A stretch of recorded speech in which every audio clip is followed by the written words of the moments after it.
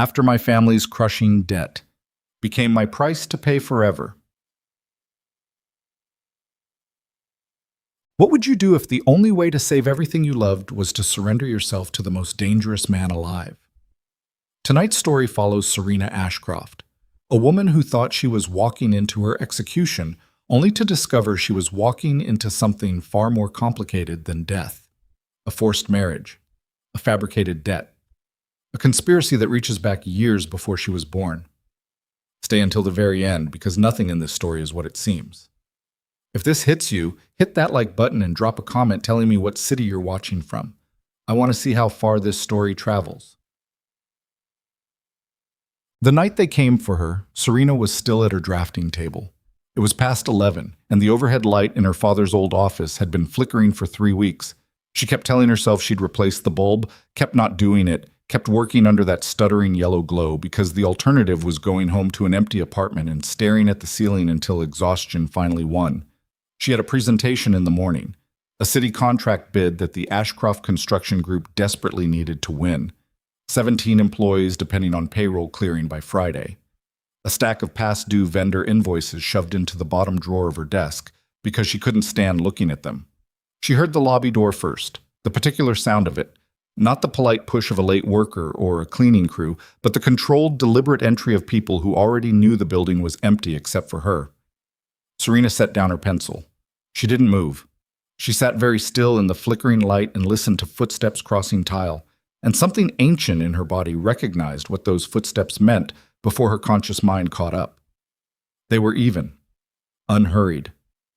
The walk of men who had nowhere urgent to be because wherever they were going, that place would wait for them. There were at least 4 of them. She opened her desk drawer. Her phone was in her bag on the other side of the room, charging. The drawer had a box cutter, a staple remover, and a half-eaten granola bar. She was 26 years old, 5'4", and had spent the last 18 months running a construction company with no business background and no one to ask for help. She was not prepared for this. She stood up anyway. They were already in the hallway. The office door opened and 3 men in dark clothing stepped through. Masks.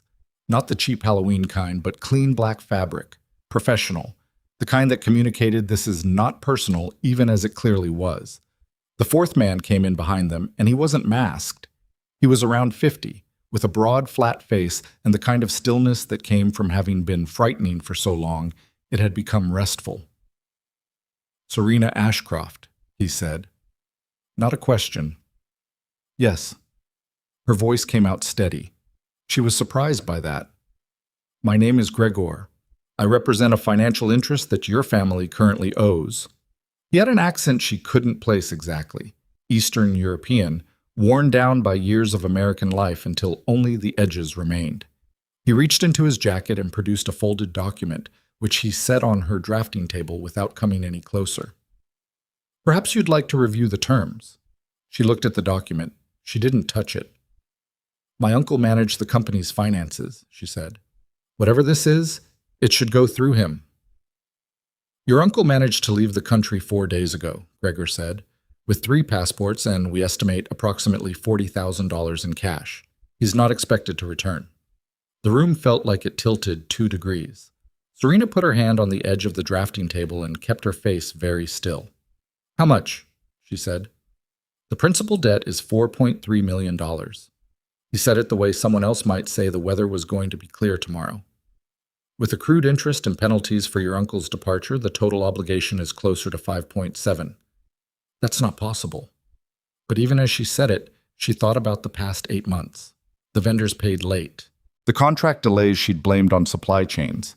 The quarterly reports Martin, her uncle, her father's younger brother, the man she'd trusted to keep the books because she didn't know how, had presented with explanations that seemed reasonable in the moment and catastrophic in retrospect. "I assure you it's quite possible," Gregor said. "The Ashcroft Construction Group's assets, including equipment, property, and pending contracts, cover approximately $900,000 of the obligation. The personal assets of Martin Ashcroft, who co-signed the original loan, are effectively non-existent. This leaves you. I have nothing. You have this building, your father's name, and a particular skill set that has drawn attention from an interested party." He nodded to one of the masked men, who placed a second document on top of the first. This one was thicker, bound. "There is another option." Serena stared at the bound document for a moment before picking it up. The cover page read, "Marital Contract Agreement, Terms and Conditions." Her fingers went cold. "You're not serious." "Very much so." "This is not legal. You can't. This isn't." She stopped herself because she could hear her own voice starting to fracture, and she refused to let it. She breathed. Once, twice. "Who?" "His name is Damian Volkov." Even she knew that name. "You didn't live in this city, work in construction, move in circles that occasionally scraped against the edges of organized capital without knowing that name." Damian Volkov was the kind of presence that didn't show up in newspapers directly, but whose fingerprints were on half the city's unreported negotiations. He was 41. He was, by every account she'd ever half overheard at industry events, genuinely untouchable. "Why?" she said. Gregor tilted his head slightly. "That's not part of the terms you're being offered." "The terms I'm being offered." She set the document back down. "Let me make sure I understand what you're telling me. My uncle took out a $5 million loan from a criminal organization and used my father's company as collateral, and now that he's gone, your response is to offer me a marriage contract instead of what? What's the alternative?"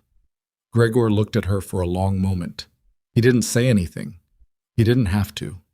Serena thought about her father, about the last time she'd seen him before the accident. He'd been tired, quieter than usual, distracted in a way she'd attributed to stress and hadn't pushed on because she'd been 23 and caught up in her own life. And she would never stop regretting that. She thought about the 17 people on payroll. She thought about Elena, the site manager who'd been with her father for 12 years and whose daughter was starting college in September. She picked up the contract. She started reading. It took her 20 minutes to go through it fully. Gregor's men waited. Nobody spoke. The fluorescent light flickered twice and held. The contract was thorough in a way that frightened her almost more than the men in the room. It had been written by real lawyers, real ones, and its provisions were sophisticated enough that she could tell someone had thought very carefully about how to make it technically binding under actual civil law. A period of no less than 2 years. Shared residence at a property to be designated by Volkov. Public presentation as a married couple. Non-disclosure of the marriage's origin. The debt, all $5.7 million, would be formally discharged within 30 days of the ceremony. There was no provision for what happened if she refused. There didn't need to be. "I need 24 hours, she said. "You have until tomorrow morning at 9, Gregor said, after which the standard collection process will begin. She didn't ask what that meant. "Fine." They left as quietly as they'd come. Serena stood in the flickering office for a long time after the lobby door closed, the contract in her hands, and tried to locate somewhere inside herself a feeling that made sense. What she found, under the fear and the fury and the exhausted grief that never fully went away when she was in this building, was something colder, more functional. It felt almost like clarity. She had no real choice. She'd understood that from the moment Gregor set the first document on her table. The question wasn't whether to sign. The question was how to survive what came next. She signed at 2 a.m, alone, with a pen she found in the bottom of her bag. The ceremony happened 6 days later in a government building downtown, in a room with gray carpet and fluorescent lighting not unlike her office. No guests. A civil officiant who looked like she'd witnessed stranger things and would not be commenting on any of them. Gregor was present. 2 of Volkov's other men, both unnamed, both watching the exits. And Damian Volkov himself. Serena had prepared herself by imagining someone visibly monstrous. It would have been easier. Instead, she got a man in a charcoal suit who stood perfectly still and watched her walk into the room with an expression that told her absolutely nothing. He was tall, several inches over 6 feet, with dark hair going silver at the temples and a jaw that had probably been broken at some point and set slightly wrong, which gave his face an asymmetry that was more arresting than conventionally handsome.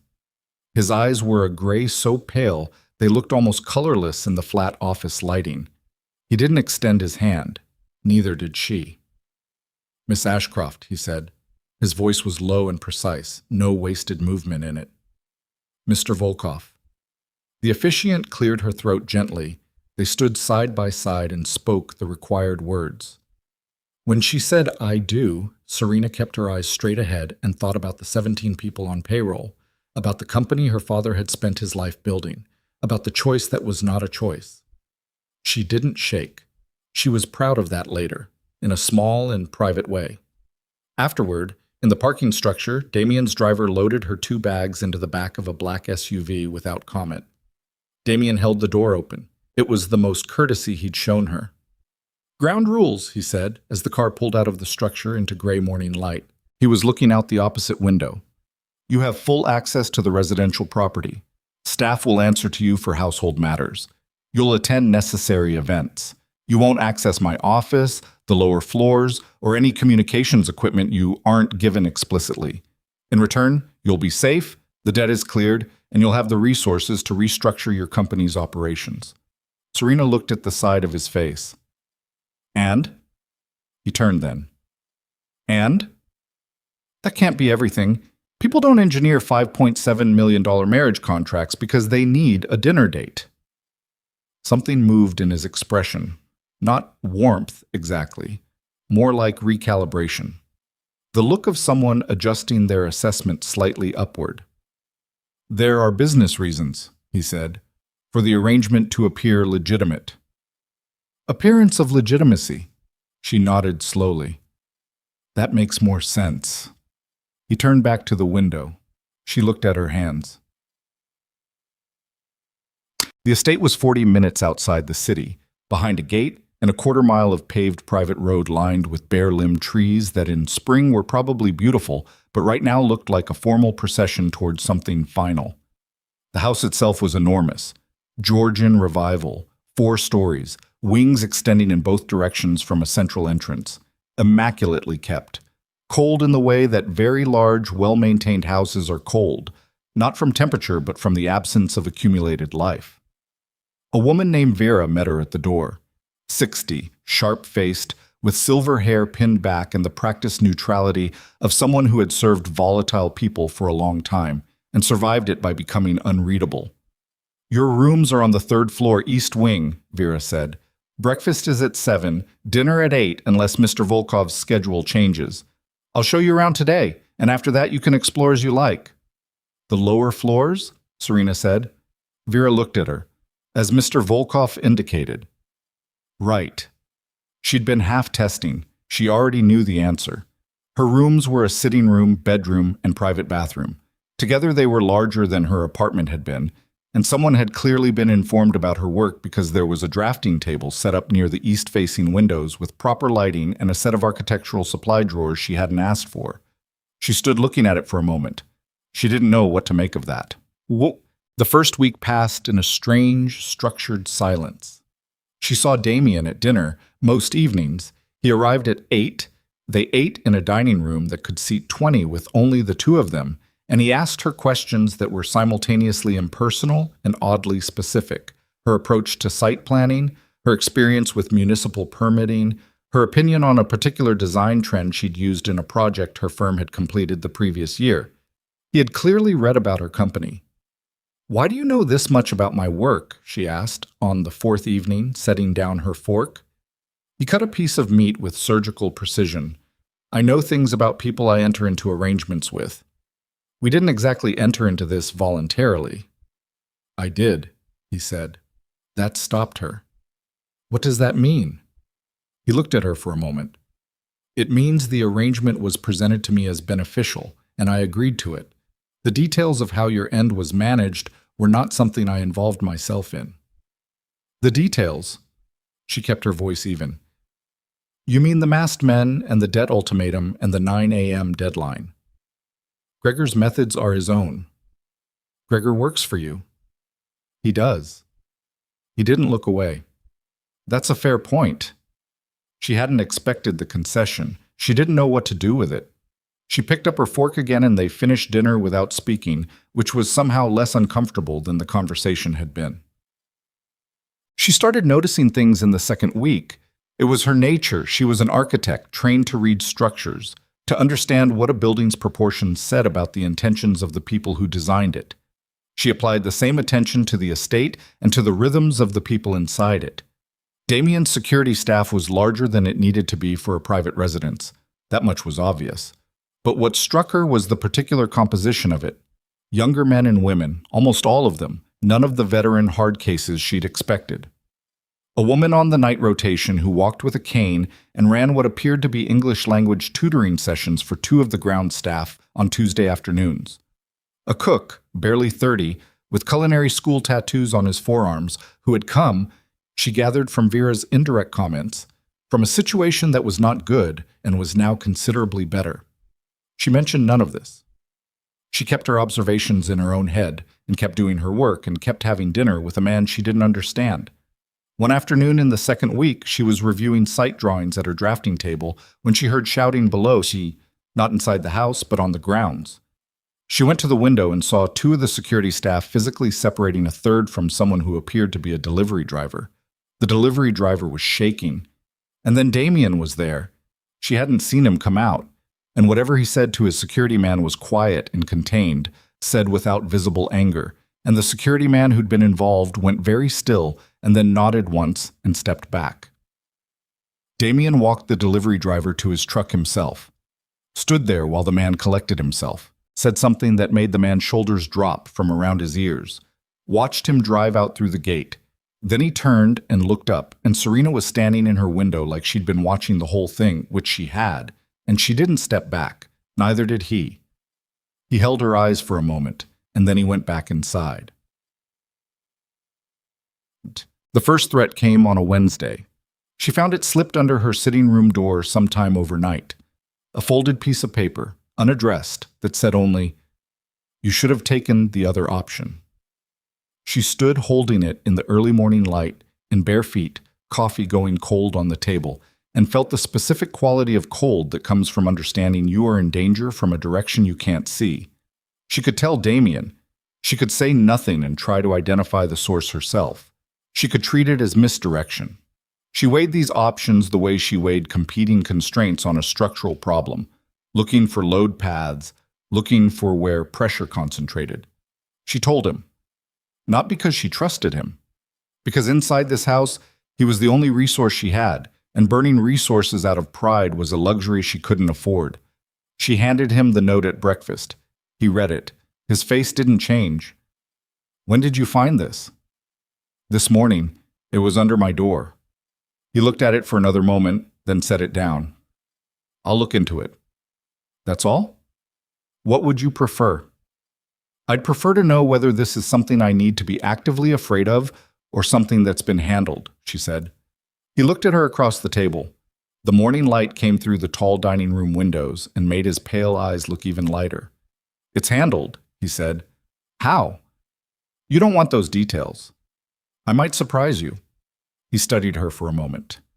"No," he said, "not those details. But I'll tell you this. No one on my staff sent this. Which means someone got onto the property, which means there's a gap somewhere, which means this is now a significant problem." He paused. "You were right to tell me." She'd expected to feel better after telling him. She didn't. She felt the weight of where she was, of how thoroughly she'd handed over the management of her own danger to a man she barely knew, and that weight sat on her sternum for the rest of the day. 3 days after the note, she found something that was not meant for her. She'd been walking the West Wing on an afternoon when the house was quiet.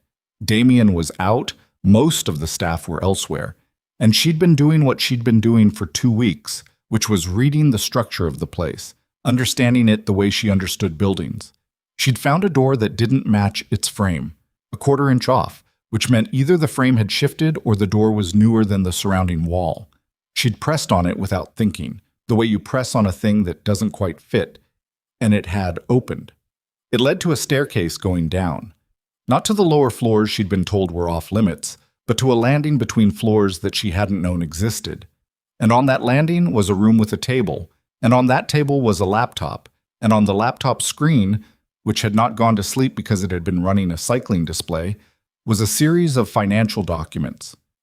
She didn't touch the laptop. She stood in the doorway and read what was on the screen. The documents were familiar, the format, the specifics. She had seen documents like these before, though not these particular ones. The company name that kept appearing was a holding entity she'd seen referenced in her Uncle Martin's files. But the amounts were wrong. Not small wrong, wrong in a directional way. Money going places it shouldn't go, in amounts that suggested this was structural, not incidental. She heard a sound from the staircase. She stepped back into the hall and pulled the door until she heard the latch catch. Then she stood in the corridor, absolutely still, with her heart going hard in her chest and her mind moving fast and cold through the implications. The debt that had forced her here. She'd believed it was her uncle's doing, his incompetence or his greed or his panic. But the documents she'd just read suggested something she couldn't fully map yet, something with a scope that her uncle, who was fundamentally a small and frightened man, could not have engineered alone. Someone had manufactured her arrival in this house. The question she couldn't yet answer was whether Damien Volkov knew it, or whether they were both caught in something that neither of them had designed. The footsteps on the staircase reached the landing and stopped. Through the door, she heard nothing for 5 seconds. Then they went back up. Serena walked to the window at the end of the corridor and stood looking out at the gray winter grounds and tried to decide what to do with what she knew and what she didn't, and who, if anyone, in this house she could trust with either. She hadn't found an answer by the time the light failed. She didn't sleep that night. She lay in the dark of the east wing bedroom with the ceiling above her and the financial documents cycling through her memory. Amounts, dates, entity names, the particular architecture of money moving in patterns that were designed to look random but weren't. She'd spent enough time reviewing contractor invoices and project cost sheets to understand when numbers were lying. These numbers were lying in an organized, patient, expensive way. Around 2 a.m, she gave up on sleep and went to her drafting table and started writing down what she'd seen. Not on her phone. On paper, with a pencil, the way her father had always worked through problems he didn't want to leave a digital trail for. She hadn't understood that habit when she was young. She understood it now. By 4, she had a rough map. The holding company, Triton Consolidated, which she'd seen referenced in Martin's files, appeared in the documents on the laptop as a recipient of transfers originating from accounts connected to the Ashcroft Construction Group's secondary operating account, the one Martin had managed exclusively. The amounts ranged from $40,000 to $200,000 over a period of approximately 3 years. The total, roughed out, was somewhere close to $4 million. Not 5.7, not the debt number, but close enough to a foundation for it. She stared at the paper for a long time. Her uncle hadn't borrowed money from Damien Volkov's organization, or if he had, it wasn't the full picture. What she was looking at looked more like money that had been moved out of her father's company and into an entity connected to people she didn't yet know, over years, systematically, in amounts small enough to avoid immediate attention. Someone had been draining the company before it was ever used as collateral. And the question she couldn't stop returning to, there in the cold blue hours before dawn, was whether her uncle had been doing the draining or whether he had been the mechanism through which someone else did it. She folded the paper into quarters and put it inside the cover of a structural engineering manual on her shelf. Then she went to the window and watched the grounds go from black to gray to the particular pale light of a winter morning and waited for the day to start. Damien noticed at breakfast. He didn't say anything directly. That wasn't how he operated, she was learning. He looked at her once when she sat down, a look that lasted maybe 2 seconds longer than usual, and then he poured his coffee and opened the newspaper he read every morning in physical form, which she found obscurely reassuring about him, that he still did that. "You were up," he said, without looking up from the paper. "Couldn't sleep." "The note." "Among other things." He turned a page. "Among what other things?" She picked up her coffee cup and said nothing, and he looked up then, and there it was. That recalibration look, the one that meant he was adjusting something in his assessment. "Serena." "I'm fine." "That's not what I asked." "I know." She set the cup down. "I'm working through something. I'll tell you when I have it worked out." He looked at her for another moment. Something in his expression wasn't quite impatience. It was more like a man who was accustomed to having all available information and was finding the absence of it specifically uncomfortable. "All right, he said, and went back to the paper. She'd expected him to push. The fact that he didn't make her trust him incrementally less because it meant he was being strategic about it. Look, the man's name was Felix Rourke, and he was Damien's consigliere. She'd seen him twice in passing in the first 2 weeks, but hadn't spoken to him. He was in his mid-50s, compact and well-dressed, with a face that had been handsome 20 years ago and still carried the structure of it, and the easy manner of someone who had been trusted for so long that being trusted had become his natural climate. He ran the organizational logistics. He'd been with Damien, Vera told her in one of their brief afternoon conversations, since the beginning. Since what beginning? Serena had asked. Vera had given her a look that was almost fond. The beginning, she said, before all of this. He found Serena in the library on a Thursday afternoon, which she'd claimed as her workspace because it had south-facing light, and nobody seemed to use it. He knocked, which surprised her. Came in with a particular quality of relaxed attention that she recognized from certain contractors, the kind who made you feel immediately listened to while actually telling you nothing. Mrs. Volkov, he said. He used the name with a small, careful warmth, like someone choosing the right tool. Ms. Ashcroft, she said. What can I do for you? He smiled. It was a good smile. That was what made her careful. I wanted to introduce myself properly. Felix Rourke. I manage logistics for the organization. I know who you are. Of course. He settled into the chair across from her work table with the ease of someone in his own space. I wanted to check in. The transition can be, disorienting. I'm managing. Damien can be difficult to read. Most people are. He looked at her work spread on the table, the project drawings for a resubmission bid she'd been restructuring. Architectural design, he said. Remarkable thing to be able to look at a space and understand what it should be. It's mostly math. I doubt that. He leaned forward slightly.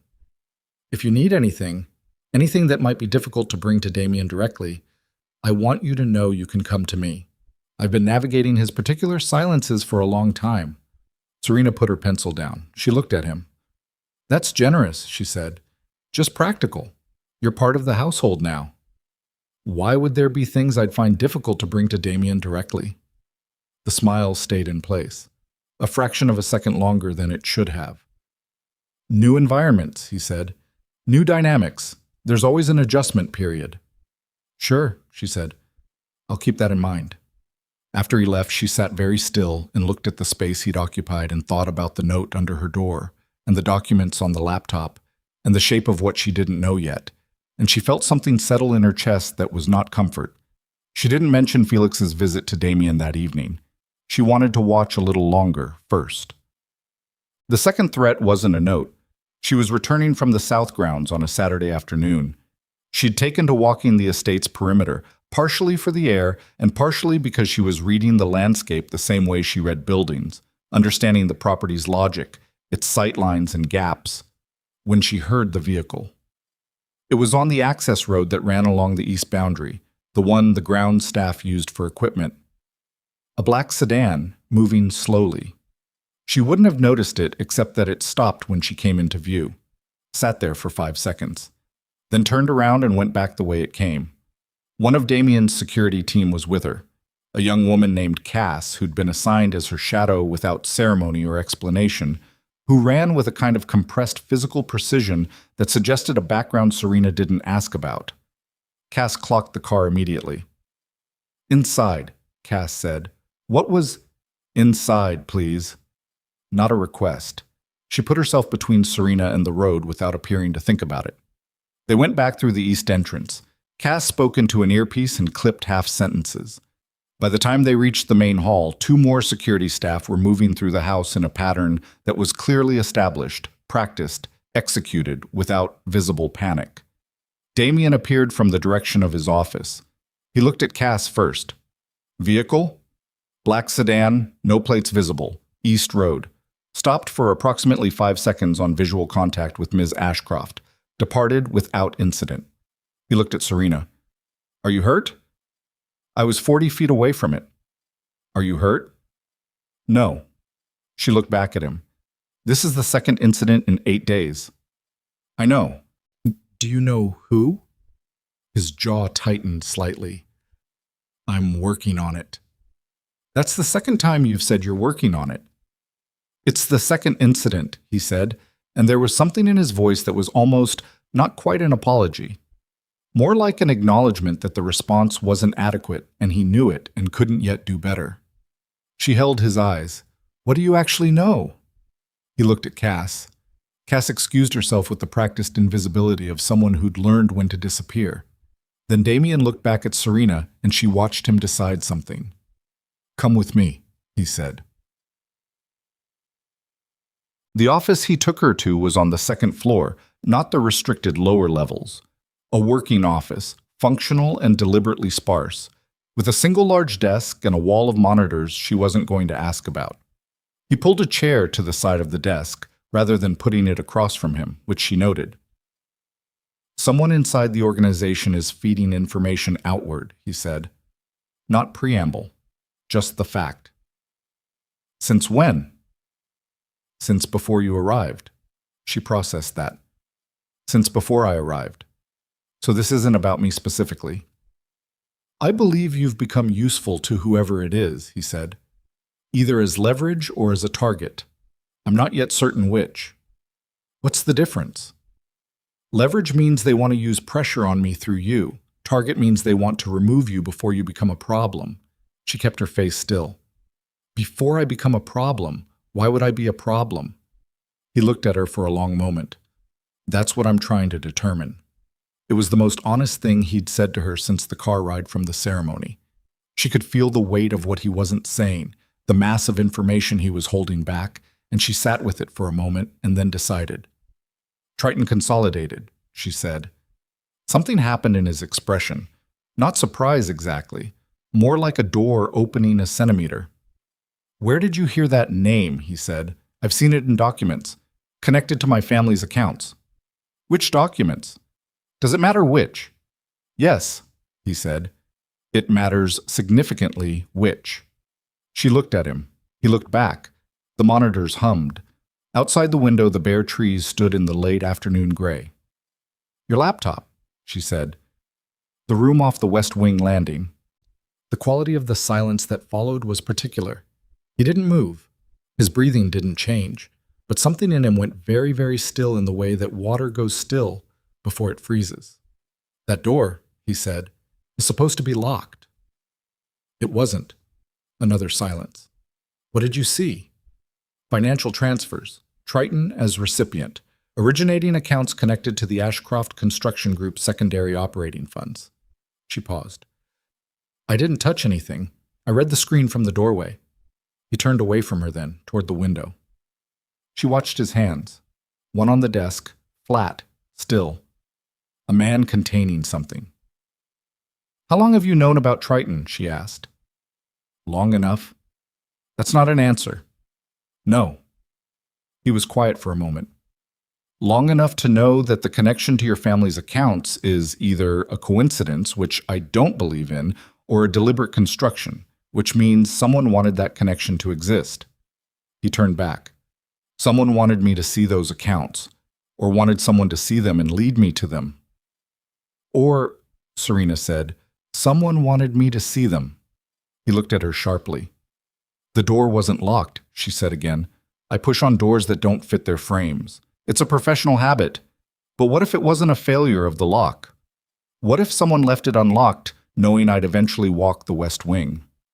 The calculation moving through his expression was rapid, and visible only in small increments, a slight tension at the corner of his eyes, a barely perceptible shift in how he was holding his shoulders. Who knew about your habit? He said. No one in this house. It's not a thing I talk about. It's just how I move through spaces. She paused. But if someone knew enough about me to engineer the debt scenario, to put me specifically in this house, they'd have researched you. They'd have researched me. He pulled out his phone and sent a short text to someone, put the phone face down on the desk, looked at her like he was seeing something he hadn't expected to find. I owe you an explanation, he said. You owe me several. The marriage contract. He said it like he was testing the weight of it.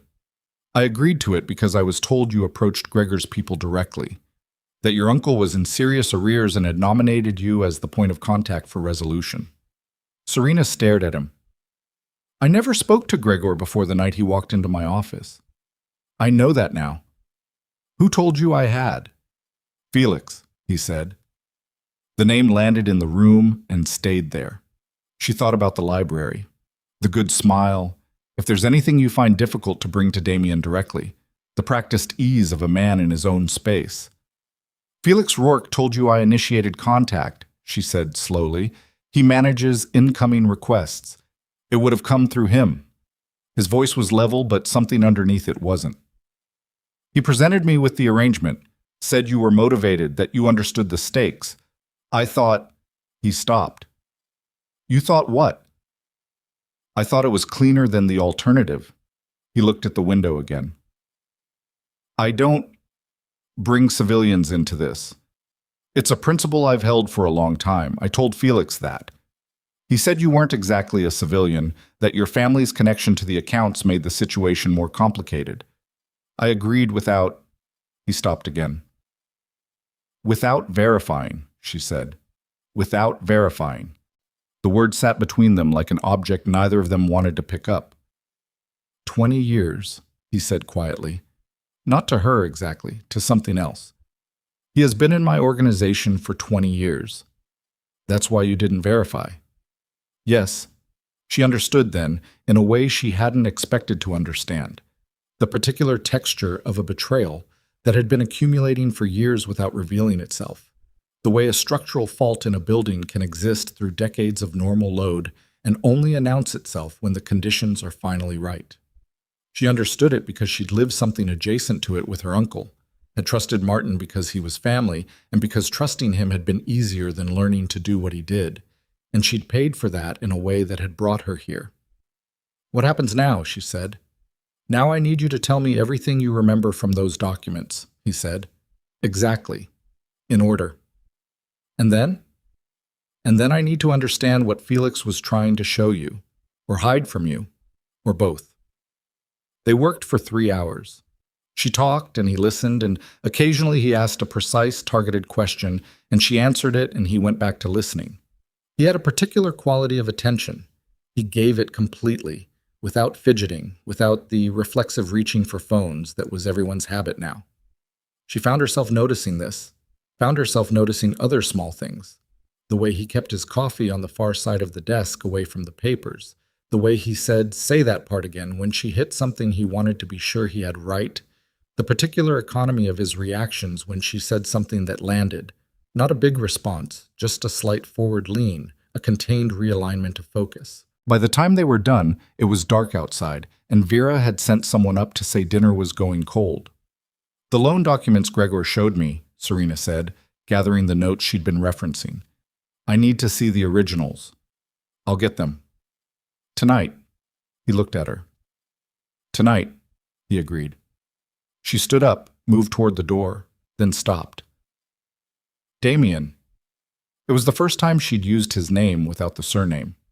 He looked up. If Felix has been in your organization for 20 years, she said, how many people work for him rather than for you? The look on his face in that moment was something she would remember later. Not fear, because she didn't think he was capable of fear in the conventional sense, but something that was its structural equivalent, the recognition of a weight you'd been carrying without knowing it was there. That, he said, is the right question. Done. She had the loan documents by 10 o'clock that night, spread across her drafting table under the proper light. Damien sat across from her on the edge of the windowsill. He didn't take the chair, she noticed, stayed at the edge of the space like a man who was uncertain of his welcome and wasn't going to assume it. The documents were professionally done, expert-level forgery, or very close to it.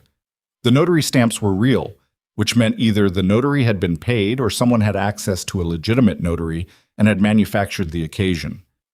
The legal language was dense and proper. The originating creditor listed was an entity called Atlantic Bridge Investments, LLC, which she'd never heard of and which she was increasingly certain did not exist in any meaningful way. This is the basis for everything, she said. This document, these signatures, this entity, none of it is real. No. Martin didn't take out a loan. Martin Ashcroft was used to establish a paper obligation that would justify the contract arrangement.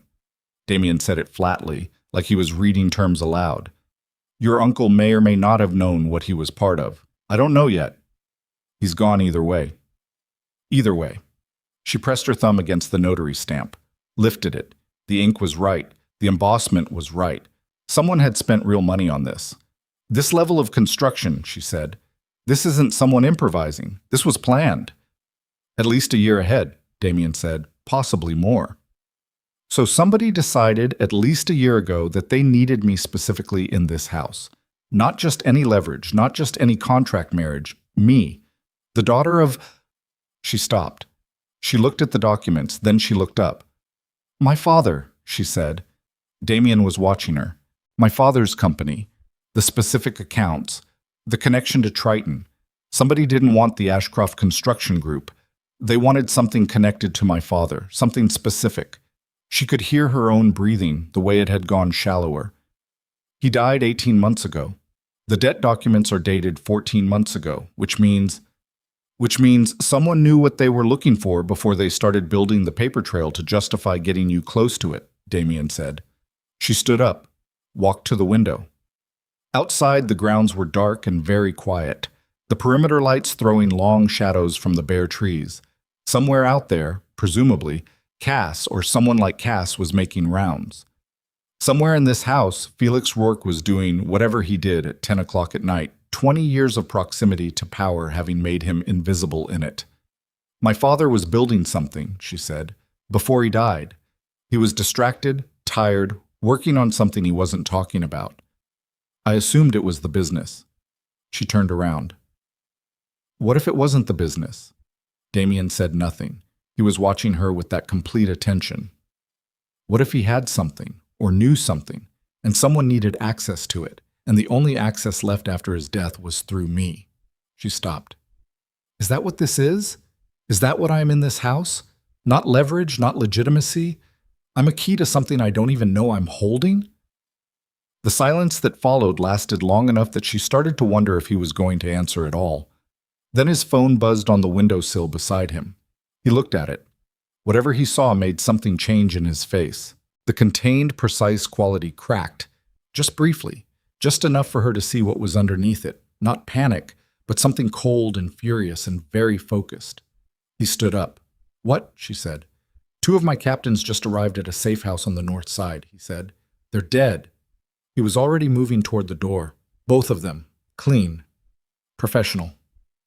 Serena stood very still. The documents were spread across her table. Her father's company's name was on every one of them. This is escalating, she said. Yes. He stopped in the doorway and looked back at her, and for the first time since the parking structure on the morning after the ceremony, she could see all the weight he was carrying, see that it was real. Lock your door tonight. Don't open it for anyone except Cass. Damien, I'll be back before morning. He was gone.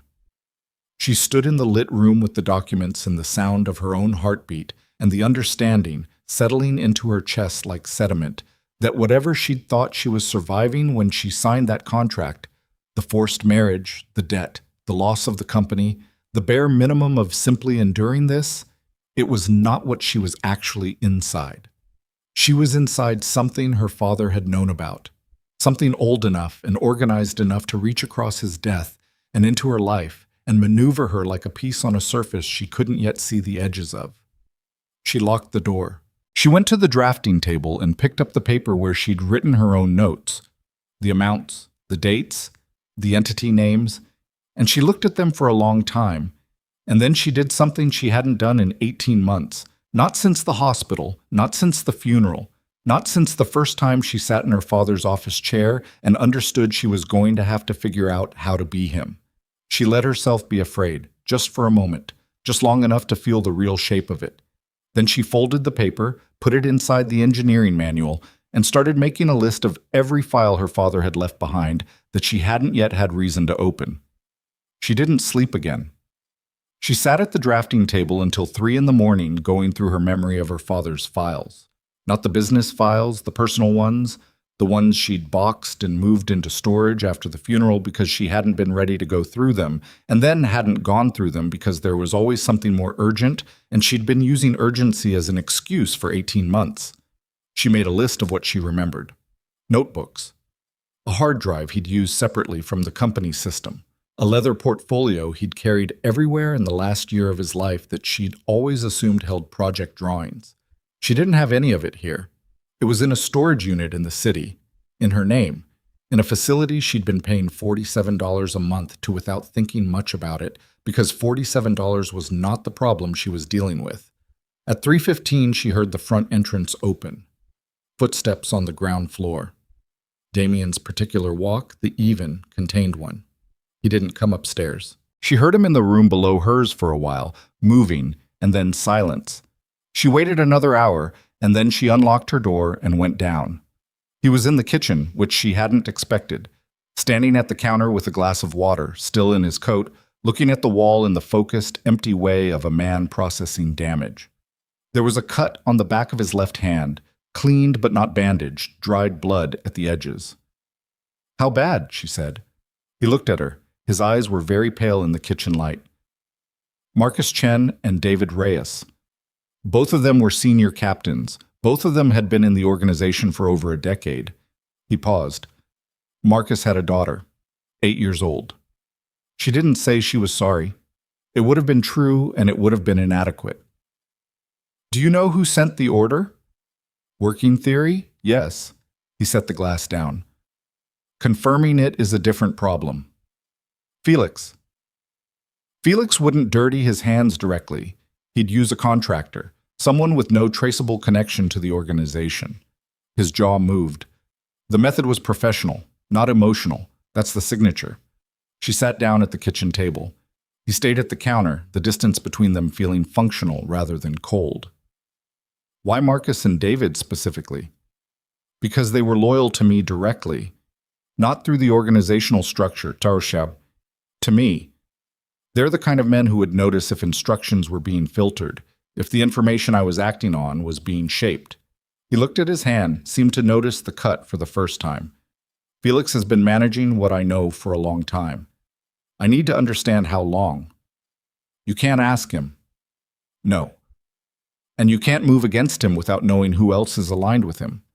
If I move too early and miss someone, it collapses inward." He finally took off his coat, laid it over the counter. "I need a day. Maybe 2. "You might not have 2 days." "No," he said. "I might not." She looked at the table surface. The tile was old, original to the house probably, hand-painted blue and white in a pattern that had nothing to do with the rest of the estate's aesthetic. Her father had had a table with a similar surface. She hadn't thought about that in years. "I need to get into my storage unit," she said. "In the city." He looked at her. "My father's personal files, notebooks, a hard drive, a portfolio he used in the last year of his life. I've been paying to store them without opening them." She met his eyes. "I think whatever someone is looking for, whatever I'm supposedly holding without knowing it, it's in those boxes. Going into the city right now is not safe. Staying here might not be safe either, depending on how many people in your organization work for Felix instead of you." A beat. Then, "Fair. I'm not asking permission," she said.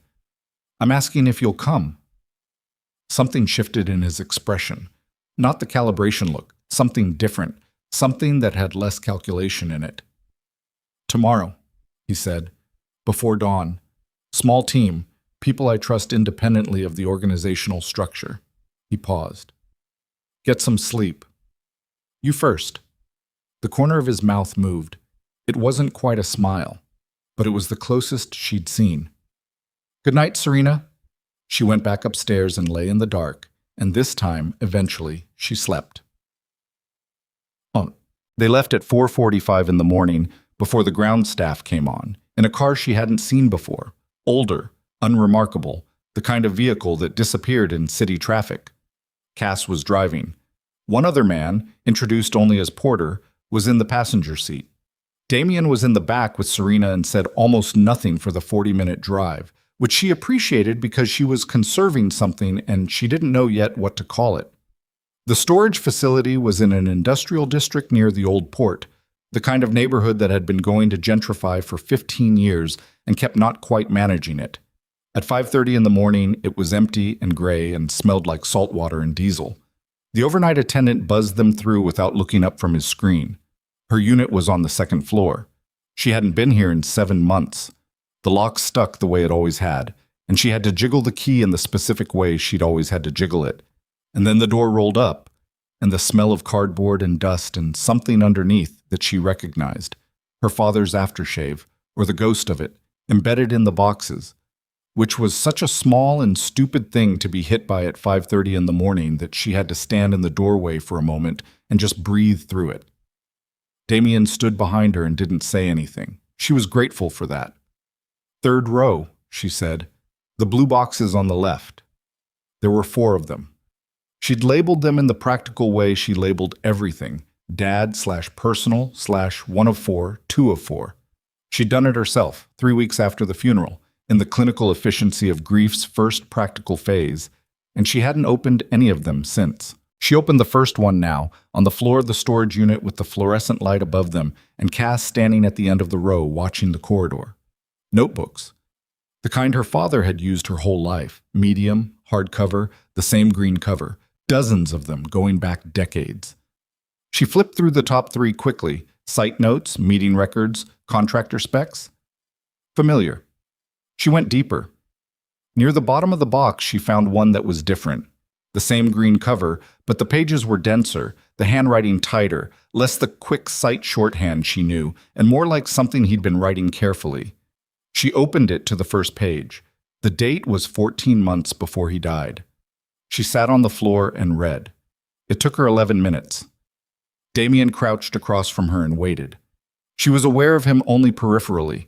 The rest of her attention was absorbed entirely by her father's handwriting, by the progression of it across 40 pages, by what it said. Her father had been, for the last 2 years of his life, quietly building something he'd called, in the notebook, consistently, without elaborating on the name, the system. It was a financial analysis platform, AI-assisted, designed to cross-reference transaction records across jurisdictions to identify patterns consistent with large-scale money laundering. He'd developed it in response to something he'd witnessed in a municipal contract process. He didn't specify which, but he described it as watching money move through the construction industry in ways that were structurally impossible to explain as anything other than deliberate concealment of its origin. He'd built it quietly, without partners, without telling anyone. By the time of the notebook's last entry, 3 weeks before he died, he'd tested it on a dataset he described as sample records, acquired through appropriate channels, and identified what he estimated to be $4 billion in laundered capital moving through legitimate construction and infrastructure projects across 9 states. The last line of the last entry read, "The prototype is complete, encryption key distributed for security. Next step? Determine who can be trusted with this." He'd never written the next entry. Serena's hands were very still on the notebook. The storage unit was completely quiet. She could hear Cass's breathing at the end of the row. "He built it," she said. Her voice came out flat. Not emotional. She'd gone somewhere past emotion into something structural and cold. "He built a financial exposure system, and someone found out." Damien was reading over her shoulder. She'd let him. She'd stopped thinking about what she shared with him approximately 8 hours ago. "The encryption key," he said, "distributed for security. He distributed it." She closed the notebook, opened the second box. The hard drive was there, in a padded case. She picked it up. "To me. He gave me something. I need to think. He gave me something just before—" She stopped. The week before the accident, he'd come to her apartment, which was unusual because she usually went to him. He'd brought dinner, Thai food, which was their thing, and they'd sat at her small table and talked about a project she was working on and a film he'd seen, and she'd been distracted because she had a deadline the next morning, and she'd been partially present and partially somewhere else in her head, and when he left, he'd hugged her longer than usual, which she'd noticed and attributed to him being tired, and he'd left something on her kitchen counter that she'd assumed was a grocery receipt and had thrown away. She had thrown it away. "No," she said. The word came out of her mouth before she knew she was saying it. No, I threw it away. I didn't know. I didn't. Serena. Damien's voice was quiet, level. What did you throw away? He left something. A piece of paper. I thought it was a receipt. She was pressing the heels of her hands against her eyes. I threw it in the recycling, the week before the accident. He came to my apartment, and he left something on the counter, and I threw it away, and I never… Stop. Not unkind. Direct. Stop. Is there any chance he gave it to you in another form? Something you kept without knowing its significance? She dropped her hands. Thought. The week before. The dinner. His coat on her chair. The bag from the restaurant. His phone on the table while they ate, because he always put his phone down when they had dinner together. It was a thing he did. His contact card, she said. Damien went very still. He gave me a business card. His own card. His information, which I obviously already had. He said it was a new design, that the printer had done a good job, and he gave me one. She looked at Damien. I put it in my wallet. I've been carrying it for 1.5 years without thinking about it, because it was his card, and why would I throw away my father's card? She reached for her bag. The card was there, in the back of her wallet, behind her license and her insurance card, in the worn slot where she kept things she didn't access but didn't want to lose. She'd moved it from wallet to wallet twice in the past 18 months, automatically, without looking at it. She looked at it now. It was, on the front, exactly what he'd said. A clean new design, his name, his title, the company address. She flipped it over. On the back was a 16-character alphanumeric string, printed in small, precise text. Nothing else. She held it up. Damien looked at it. The decryption key, he said. He gave it to me, and I didn't know. The card was very light in her fingers, an object that weighed nothing, that she'd carried through the worst 1.5 years of her life in the back of her wallet. That had been the reason. She understood it now, landing in her chest with the weight of something structural finally completing, that she'd been maneuvered into this house, into this marriage, into this situation. This is what they want. Yes. My father built a system that could expose $4 billion in laundered money, and he hid the decryption key on a business card he gave to me, and someone found out and needed to get close enough to take it from me. She set the card down on the box in front of her. That's the whole thing. That's all of it. Not all of it, Damien said, and something in his voice made her look at him. What? He crouched down to her level. His expression was doing something she hadn't seen before. Something careful and weighted, like a man about to say a thing he'd been trying to avoid. The name on the Triton Consolidated Accounts, he said. The originating account for the transfers from your family's company. What about it? I've been tracking Triton for 8 months, long before you came to the estate. He paused. Triton is the financial architecture Felix built over the past decade to channel money out of the organization without my knowledge. It connects to accounts in 6 countries. It is, by my estimate, a $30 million operation. Another pause. The connection to your family's accounts isn't incidental. The transfers from your father's secondary account into Triton. I looked at the dates last night after you went upstairs. He stopped.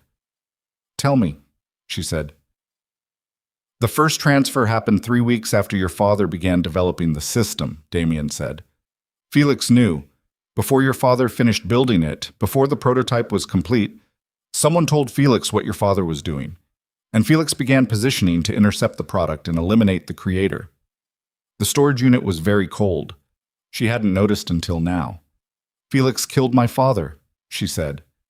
Not a question, but Damien answered it anyway. I believe so. Yes.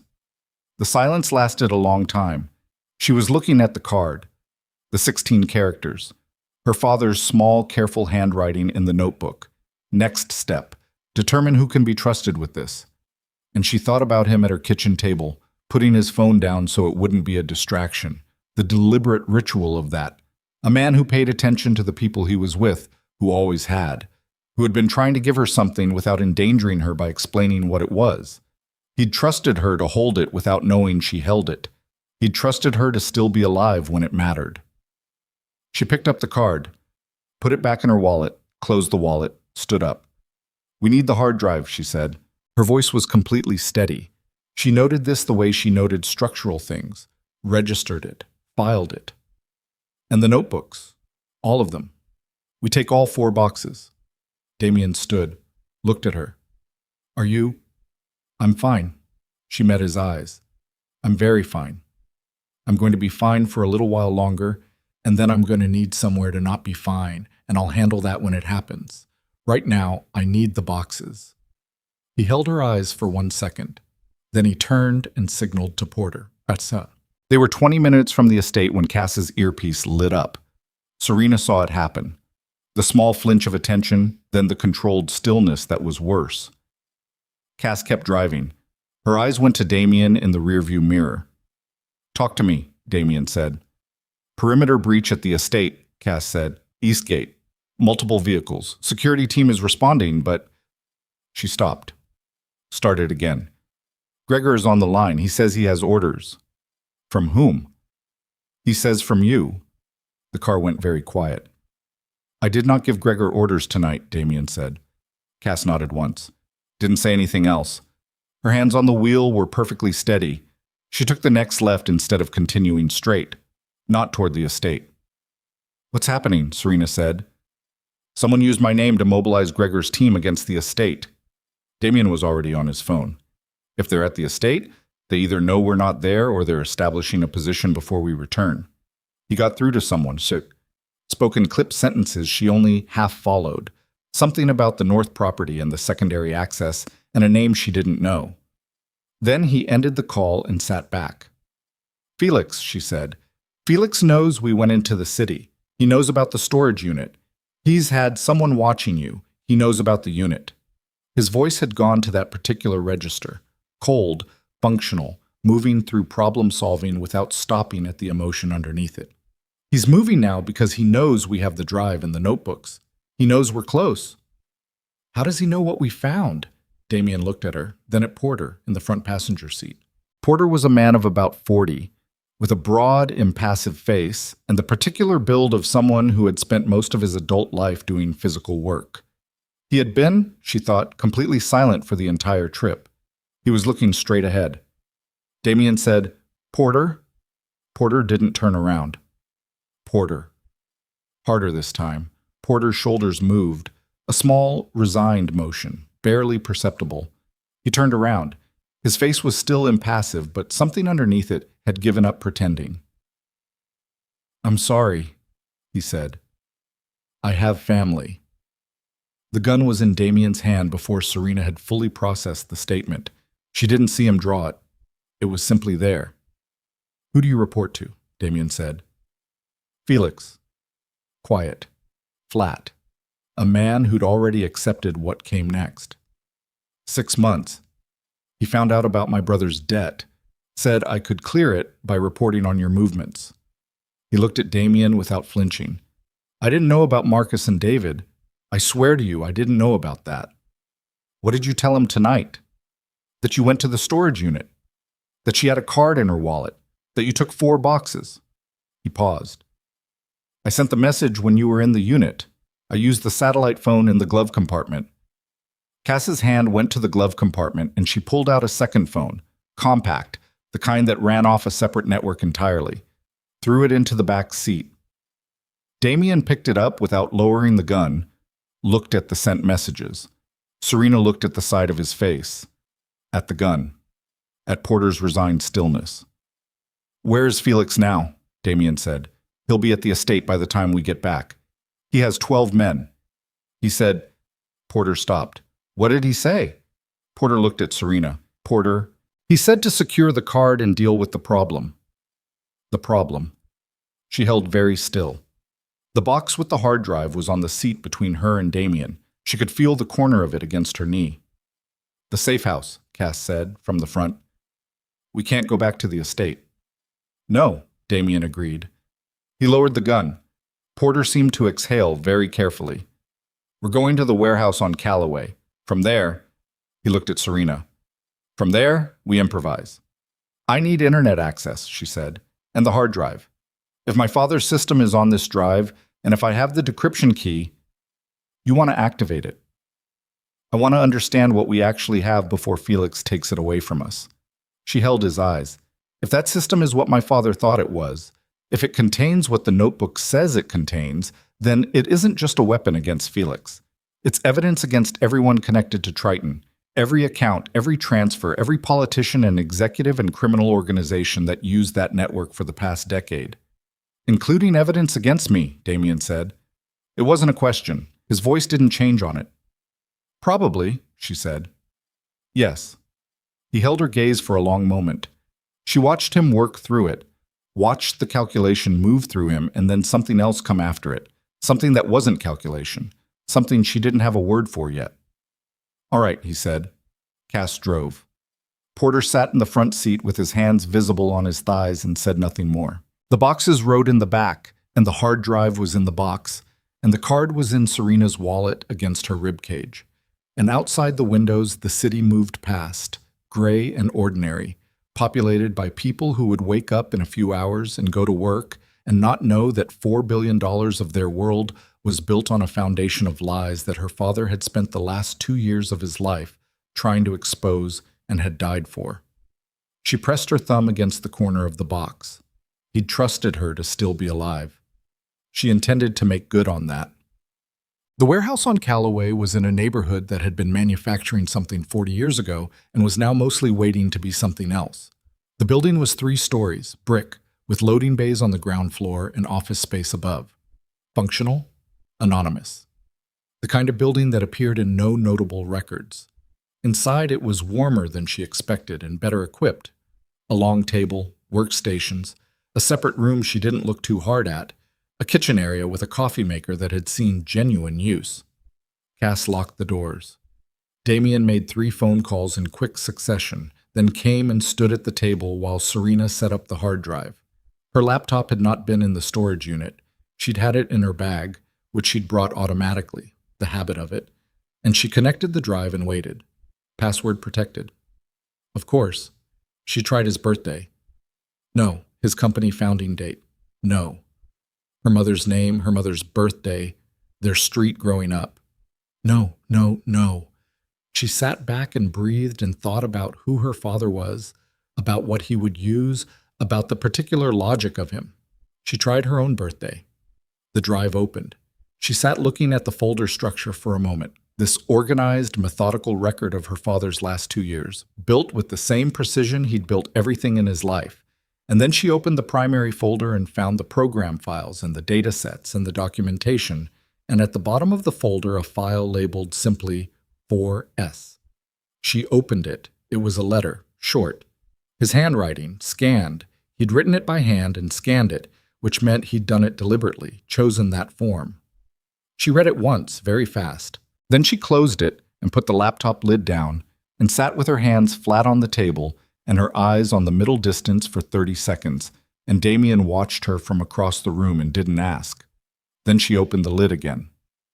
The system is here, she said. Complete. Documentation, data sets, everything. Her voice was functional. She was making it functional. The decryption key on the card unlocks the primary data set. 4 years of transaction records, cross-referenced. My father estimated 4 billion. Based on what I'm seeing in the file structure, I think that number is conservative. Damien came and stood beside her, looked at the screen. Can you run it from here? He said. I can run it from anywhere with internet access. She looked at him. The question is what we do with the output. Felix will have traced us inside an hour, he said. He has resources He stopped. A pause that had cost him something. Resources I provided him over 20 years without knowing what he was building with them. Then we have less than an hour. She opened the decryption program, entered the key from the card, all 16 characters, carefully, checking each one. The program ran. The data set opened. The numbers on the screen were larger than her father had known. Not 4 billion, not even close. The figure that resolved in the summary report as the program finished cross-referencing 22,000 transactions across 43 entities in 11 countries was $11.3 billion. 11 billion. Serena stared at it. That's not just Felix, she said slowly. That's not just one organization. Damien was reading the entity names as they resolved. She watched the color leave his face in a gradual, controlled way, the way heat leaves a room when you open a door onto winter. "No," he said. "It's not." She followed his eyes to the list. 14 named entities. 3 of them were political action committees registered in 4 states. 2 were legitimate infrastructure contractors she recognized from municipal bid processes she'd reviewed in her own work. 1 was a domestic security services company with federal contracts she'd read about in the news. And 1 was named Volkov Capital Holdings. She looked at it. Then she looked at him. His jaw was set. His expression was doing nothing at all, which was worse than any expression she'd seen on him. "Is that yours?" she said. "It was," he said. 3 years ago. I dissolved it. Or I was told it was dissolved." He paused. "It wasn't dissolved. Felix." "He kept it active, used it as a pass-through." His voice was very quiet. "Which means when this data goes to law enforcement, your name is on it," she said. "Not just adjacent to it, directly in it." The silence in the warehouse was complete. Outside, somewhere distant, a truck moved through the industrial streets. Cass stood at the door with her back to them and the professional discipline not to be part of this moment. "I know," he said. Serena looked at the screen. $11 billion. Her father's last 2 years. The card in her wallet. Felix Rourke with 12 men at an estate 40 minutes away. A man who had just confirmed that the only path forward would implicate him as surely as everyone else on the list. "What do you want to do?" she said. He looked at the screen for a long moment. She watched something move through him, something old and complicated, the kind of reckoning that doesn't have a clean face. Then he looked at her, and what was in his expression when he did was the first thing she could identify in him that was entirely unguarded. "What does the letter say?" he said. "The one from your father." She hadn't expected that. She opened the file again. "He says—" She stopped, started again. "He says he built it because he spent 30 years watching money get laundered through legitimate construction, through the work of real people, through companies like his." She paused. "He says the system isn't a weapon. He says it's a record. He says records are the only things that can't be disappeared after the fact if enough people see them at once." Damien was very still. "He says he's leaving the distribution decision to whoever holds the key." She closed the file. "He says he trusts them to know when the time is right." The warehouse was cold and very quiet. Then Damien's phone lit up on the table beside them, and the name on the screen was Felix Rourke. And when Damien picked it up and put it on speaker, Felix's voice came through, without preamble, without pretense, stripped of the 20 years of performed loyalty, and said, "You have something that belongs to a great many people, Damien. Come back to the estate and we'll discuss terms. Bring the girl, and don't make me come looking, because if I come looking, I won't be coming to discuss anything." The call ended. Serena looked at Damien. Damien looked at the screen with the $11 billion and the 43 entities and his own company name sitting in the middle of it like a wound. And she understood finally and completely that the thing she'd signed up for, survival, endurance, getting through, was over. What came next was not surviving. What came next required becoming something she hadn't been when she walked into her father's office 3 weeks ago and heard footsteps that didn't hurry. She reached out and closed the laptop. "Tell me," she said, "exactly what Felix thinks we're going to do." Damien looked at her. "And then," she said, "we do the opposite." She spent 40 minutes planning on the back of a cardboard box lid because it was the only flat surface in the warehouse that wasn't being used for something else. Damien watched her work. He didn't interrupt. He'd learned, somewhere in the past 3 weeks, that she thought with her hands, that the pencil moving across a surface was part of the processing, not decoration, and he gave her the space for it the way you give someone space to breathe when the air is thin. Cass stood at the window. Porter sat in the corner with his wrists zip-tied to a chair leg, not rough, just practical, and watched the floor. The plan was not elegant. Elegant plans required time and resources and the luxury of controlling the variables. What Serena drew on the cardboard was something different, a structure built from what Felix expected, which was leverage and fear, turned inside out into a mechanism for doing what her father had described in the letter. Records. Distributed simultaneously, impossible to disappear after the fact. "He'll expect us to negotiate," she said. "He called to offer terms because he thinks we're afraid of what's on the drive implicating you. He thinks that's the leverage." "It is leverage," Damien said. "It's leverage if we want to keep it quiet. If we don't—" She tapped the laptop. "If we send the full data set simultaneously to the FBI Financial Crimes Division, the Treasury's FinCEN unit, the SEC, and 3 financial journalists who cover organized capital, then the leverage disappears. The data becomes public record inside 12 hours, and Felix has nothing to threaten us with because the thing he wanted is already gone." "And I go to prison," Damien said. Flat. Not a complaint, a variable. Volkov Capital Holdings was dissolved and then fraudulently reactivated by Felix without your knowledge. That's a legal defense, not a guarantee, but it's real. She looked at him. "Your choice." He held her eyes. "What do you need from me?" "I need to get into the estate server room, physically. The distribution protocol my father built uses an encrypted broadcast relay. It's not a simple email send. It requires access to a server with specific bandwidth and an outbound protocol that most standard connections flag as suspicious and block. The estate has a server infrastructure." "Lower floors," he said. "Lower floors?" She agreed. "Felix has 12 men there." "I know." She looked at her cardboard map. "That's the part I haven't solved yet." Damien looked at Cass. Cass turned from the window. Something passed between them that was not words. The particular shorthand of people who had operated together under pressure for long enough that communication had compressed into small signals. "Gregor," Cass said. Damien was quiet for a moment. Gregor was following Felix's orders. "Gregor was following orders he thought came from you," Cass said. "Felix fed them through your channel. Gregor doesn't know he's been used." She paused. "I'd bet my life on that." "You might be," Damien said. I know." No hesitation. "Call him." Damien picked up his phone, stood with it for a moment, looking at Gregor's contact, a man he'd had a complicated relationship with for 15 years, a man who'd put a marriage contract on Serena's drafting table and called it resolution. She watched him stand with that weight and not flinch from it. He called. Gregor picked up on the second ring. "Where are you?" Damien said. No preamble. A beat of silence from the other end.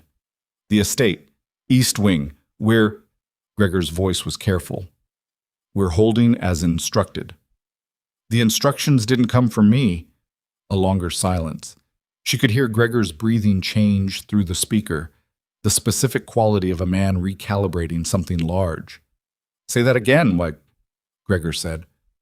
"The order to secure the estate came through my channel. I did not send it. Felix Rourke used my authentication to mobilize your team." Damien paused. "How many of his people are in the building?" 12 on entry. I have—" Gregor stopped. She could hear him moving, a door, a quieter space. "I have 9. He's got his men on the lower floors and the south wing. I was told it was a security protocol." "It's a takeover," Damien said. "He's been running a separate operation inside the organization for at least 3 years. Marcus and David are dead." The silence from Gregor lasted 5 full seconds. When he spoke again, his voice had changed into something older and harder, the affect stripped off it. "What do you need?" "The server room on sublevel 2. I need it accessible and online. I need the south wing contained, and I need it done quietly enough that Felix doesn't know until we're inside the building." "How long?" Damien looked at Serena. She held up 2 fingers. 2 hours, he said. 1 hour 40, Gregor said. "After that, he's going to start wondering why he hasn't heard from me." A pause. "I'll move 4 of mine to the lower stairwell access now. The other 5 on the perimeter hold. He won't know." Another pause. Weighted differently. "Damien, Marcus and I came up together." "I know. Don't be late." The call ended. Damien set the phone down. Serena looked at the cardboard map. The plan had a shape now. Not safe, not clean, but structured. Load-bearing at the key points. She'd built enough things to know the difference between a structure that would hold under pressure and one that would look solid until the first real test. This one would hold. She thought it would hold. She picked up the laptop and the hard drive and put them in her bag. "Let's go," she said. They went in through the north drainage access, which Damien knew about, and Felix presumably didn't, moving single file through a concrete passage that smelled like groundwater and old metal, Cass in front with a tactical light, Damien behind her, then Serena, then two of Gregor's men who'd met them at the tree line. The passage ran under the north lawn and came up inside the utility basement, bare concrete, pipe infrastructure, the functional skeleton of the estate that existed entirely below the version she'd lived in for 3 weeks. She'd thought about that version of the house, the library with the south-facing light, the dining room where they'd had dinner, the east wing bedroom with the drafting table someone had set up for her. It felt remote now, like something she'd read about. Gregor met them at the utility basement door. In person, without the controlled professional manner of the man who'd come to her office with masked men and a marriage contract, he was older and more worn, with a face that had been through things and kept records of all of them. He looked at Serena for a moment, just a moment, and she saw something in it that might have been acknowledgement of a debt too complicated to articulate in a basement with armed men and a clock running. "South wing is quiet," he said. "Felix has 2 men on the server room door. The rest are spread. East corridor, main floor, one on the roof." He looked at Damien. "He's got communications equipment up there. He's been running his own signal." "Patching out to his contractor network," Damien said. "If we lose the roof before we get to the server room..." "He calls in reinforcements," Cass finished. "How many?" "Estimate another 20, Gregor said. 40-minute response time from the city." Serena was doing the math. "We have 20 minutes of operational window before he starts wondering where his roofman's check-in is," she said. "After that, the window closes." She looked at Cass. "Roof first." "Roof first," Cass agreed. She said it like it was a grocery list item. Serena had a sudden, vivid understanding of what Cass had been before this job and didn't ask about it. They split. Cass and one of Gregor's men took the service stairs toward the roof access. Gregor's second man went to hold the utility basement entrance. Gregor, Damien, and Serena moved toward the sublevel stairwell. The estate was not silent above them. She could hear through the ceiling the particular sounds of men occupying a space they didn't belong in. Footsteps with the wrong rhythm, doors handled without familiarity, the low murmur of people communicating in a building they were treating as a staging area rather than a home. She thought about Vera, the cook, the ground staff. She hoped Gregor had gotten them clear. "Vera?" she said quietly. "Sent her to the West Cottage at midnight," Gregor said. "Kitchen staff, too." She breathed. The sublevel stairwell door was in a utility corridor off the main basement. Gregor's 4 men were there as promised, positioned at the stairwell entrance with the practiced stillness of people told to hold and holding. At the bottom of the stairs, according to Gregor, Felix had 2 men on the server room door. Damien looked at his team. Something passed between him and Gregor. The same compressed communication she'd seen between him and Cass, a shorthand that was almost 20 years deep. Gregor nodded. "Give me 60 seconds, Gregor said. He went down the stairs alone. She heard him reach the bottom, heard a door, heard voices. Gregor's easy and authoritative, the responding voices uncertain in the way people get uncertain when someone they've been told has authority appears and gives them an instruction that sounds like it came from the top. 40 seconds. 50. Then Gregor's voice said clearly, "Now." They went down fast. She was between Damien and one of Gregor's men, and she had the laptop bag on her shoulder, and she was thinking about server connections and broadcast protocols, and the 16 characters on her father's business card. And then they were in the server room, and the door was closed behind them, and the 2 men who'd been on the door were being held in the corridor outside with efficiency. She didn't look at directly. The server room was cold and loud with the white noise of cooling systems, racks of equipment running the floor-to-ceiling length of 2 walls, indicator lights cycling green and amber in the dimness. She went straight to the workstation at the far end, a physical terminal, keyboard and monitor, the kind of hardwired access point she'd hoped would be there. "I need administrative credentials," she said. Damien was beside her. He entered a string of characters from memory, and the terminal unlocked. She connected the hard drive, opened the laptop beside it, mirrored the interface, ran the decryption program. The key. 16 characters. She entered them carefully, checking each one against the card, and then she ran the broadcast protocol her father had built, and she watched it initialize, and it told her it needed 4 minutes to complete the packaging and send. 4 minutes. Above them, the estate moved. She could track it through the sounds. A period of relative quiet, then something that wasn't quiet. A sharp sound she couldn't identify exactly, but felt in her back teeth. Cass. The roof. It's running, she said. 4 minutes. Damien stood behind her. She could feel him there, the particular density of his presence, the quality of his stillness, which she'd learned by now was not passivity, but the opposite of it, a coiled attention. If he has a monitoring protocol on outbound traffic, Gregor started. He will, Damien said. He'll know in 2 minutes, Serena said. The broadcast volume is significant. Any network monitor will flag it. She looked at the progress bar. 8%. We need to hold the room for 4 minutes. We can hold the room, Damien said. She didn't know if that was true. She believed it because she needed to. 12%. The indicator light cycled. The cooling system roared its white noise. She kept her eyes on the screen and her hand on the keyboard, and she thought about her father at her kitchen table, putting his phone face down, the deliberate ritual of it. 18%. The door opened. Not from the corridor, from the secondary access on the far wall, a door she hadn't registered in her sweep of the room, painted the same gray as the wall. No handle on the visible side.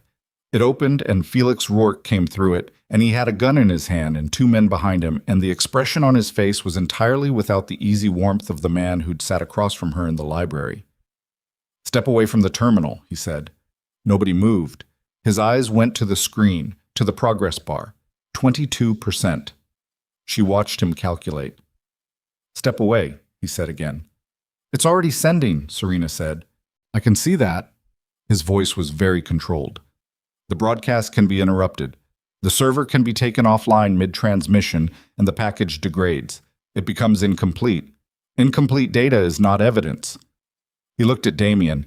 Step away from the terminal and I'll interrupt it, and we can have the conversation I tried to have with you an hour ago. There is no conversation, Damien said. Damien. Felix's voice shifted, not to softness, but to something that had the structure of familiarity, the tone of a man invoking 20 years like a debt. You know what complete exposure of that dataset does to you personally. Your name is on the holdings account. That's not a technicality they'll overlook. That's federal prosecution. He paused. I kept you insulated for 3 years. I can keep you insulated now. Walk away from the terminal. 29%. Damien looked at Felix. She watched him do it. Watched him look at the man who had been his closest operational partner for 2 decades, who had managed his information and his logistics and his organizational intelligence, who had stood in rooms with him through things she'd never know about, and through all of it had been building a counterstructure, a long, patient parallel architecture, a plan for taking everything. You had Marcus killed, Damien said. Marcus was going to find the Triton accounts on his own. He was already close. Felix's gun hand was steady. I didn't want to. You should know that. I do know it, and it doesn't matter. Damien, shoot me or don't, Damien said, but move away from the door. The moment lasted. She was watching the progress bar. 36%. She was also watching Felix's face, the calculation moving through it, the assessment of what Damien would and wouldn't do, what she would do, whether the 2 men behind him were sufficient for the room. Then one of Felix's men looked at the secondary door he'd come through and said something, low and urgent. And Felix's eyes moved, just for a second, and in that second Gregor moved. Not at Felix. At the man on Felix's left, fast and low, the economical motion of someone who'd done this before and didn't waste anything on drama. The man went down. The second man brought his weapon up, but Damien was already inside his reach, the gun hand controlled, the brief violent compression of 2 people in a small space. Felix fired. The sound was enormous in the server room, a percussive shock that she felt in her chest, and she spun to look, and for one sickening second she didn't know where it had gone. And then she saw Damien against the rack of server equipment, with his hand pressed to his left side, still standing, still holding the other man's gun hand, and the expression on his face was pain translated immediately into something functional. "Damien," she started. "Terminal," he said. His voice was tight. "Don't stop the transmission." She turned back to the screen, 43%. Her hands were shaking, and she made them stop, and she kept her eyes on the numbers. Felix was at the secondary door. Gregor was occupied with the man on the floor. The second man was down. She didn't know how. She hadn't seen it. Felix was going for the secondary door, and he was going to find a way to kill the server's outbound connection from somewhere else in the building. She could see the calculation on his face, the pivot from direct confrontation to technical interruption. She pulled the business card out of her wallet. "Felix," she said. He stopped, looked at her. She held up the card. "This is the decryption key. This is the only physical copy. You take the server offline, I destroy this card, and nobody, not you, not law enforcement, not anyone, ever reads that data set. It becomes 4 years of encrypted noise." She paused. "Or you let it complete and everyone reads it, and you run for whatever you've been building an exit toward for the past 3 years. But you don't get this card."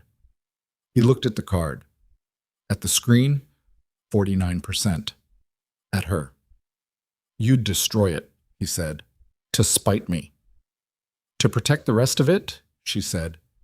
"The full data set stays encrypted without this key. Felix, my father built this system to expose people who laundered money through legitimate construction, through the work of real people. If you take the server offline, all of it stays buried. Everything he spent 2 years building, everything he died for." Her voice stayed level. She was very aware of the level it was staying at. "Is that what you want? His work buried? Because that's the only way you win right now." 54%. The server room hummed. Damien was breathing carefully against the equipment rack, hand pressed to his side, watching Felix. Gregor had the man on the floor secured and was watching Felix. Cass appeared in the main door. She'd come from the roof. Her jacket was torn. There was blood on her temple that she wasn't paying any attention to. And she took in the room in one look and stationed herself between Felix and the main exit. Felix looked at the progress bar. 58%. "You understand that when this completes," he said, "you implicate yourself, your husband's organization, your family's accounts, which are connected to Triton, because I made sure they were connected to Triton." "I know," she said, "and you're doing it anyway. My father spent the last 2 years of his life building something to expose this," she said.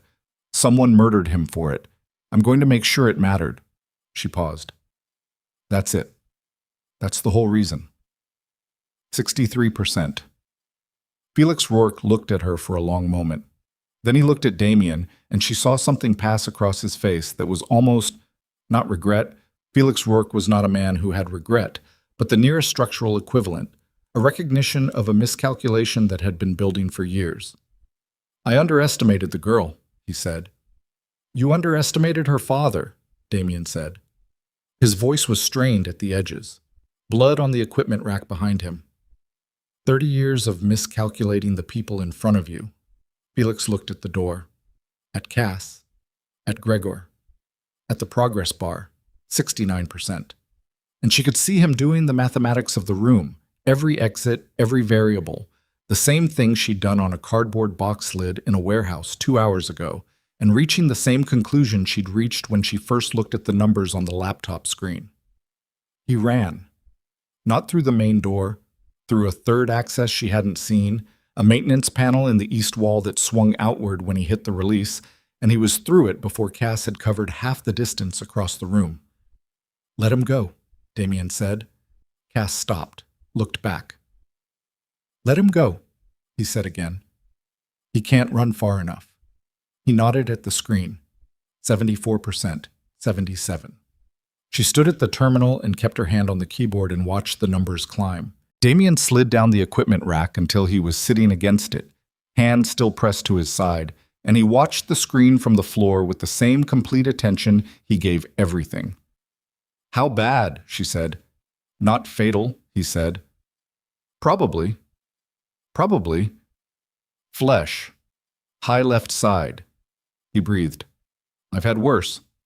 That's not reassuring. It wasn't meant to be. The corner of his mouth moved, not the almost smile this time, the actual one. Small, real, visible in a way that she thought might mean it cost him something. Keep watching the screen. 83%. She watched the screen. 87, 90, 94.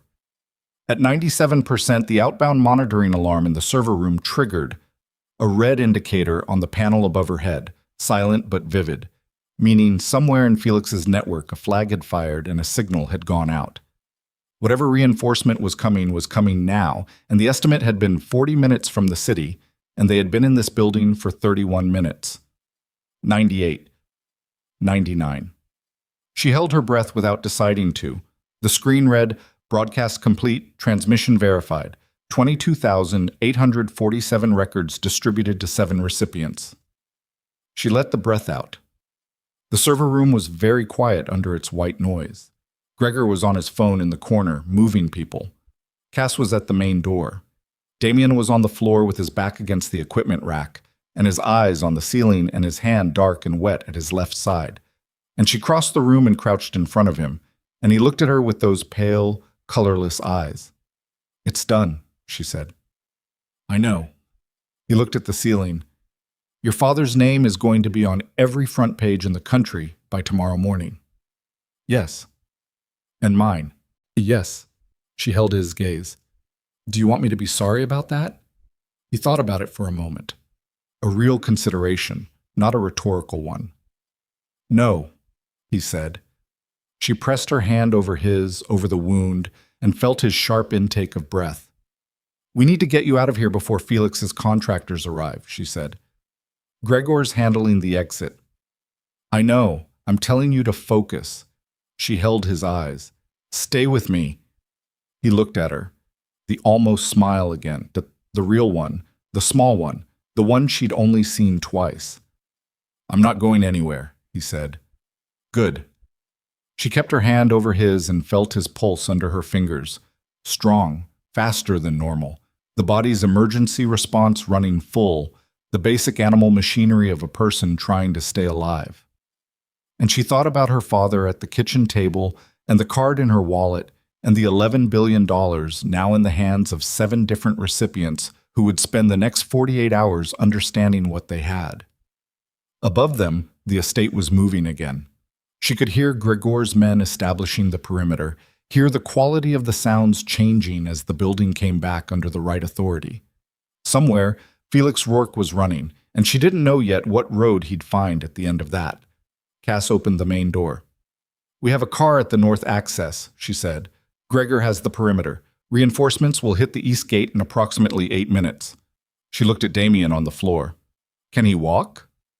I can walk, Damien said before Serena could answer. Then walk, Cass said. He pushed himself off the floor. She put her shoulder under his right arm without asking, and he didn't argue with it, which told her how much the wound was costing him. They moved toward the door, and she had the laptop bag on her other shoulder, and the business card in her pocket, and 4 boxes of her father's notebooks in a car outside the perimeter.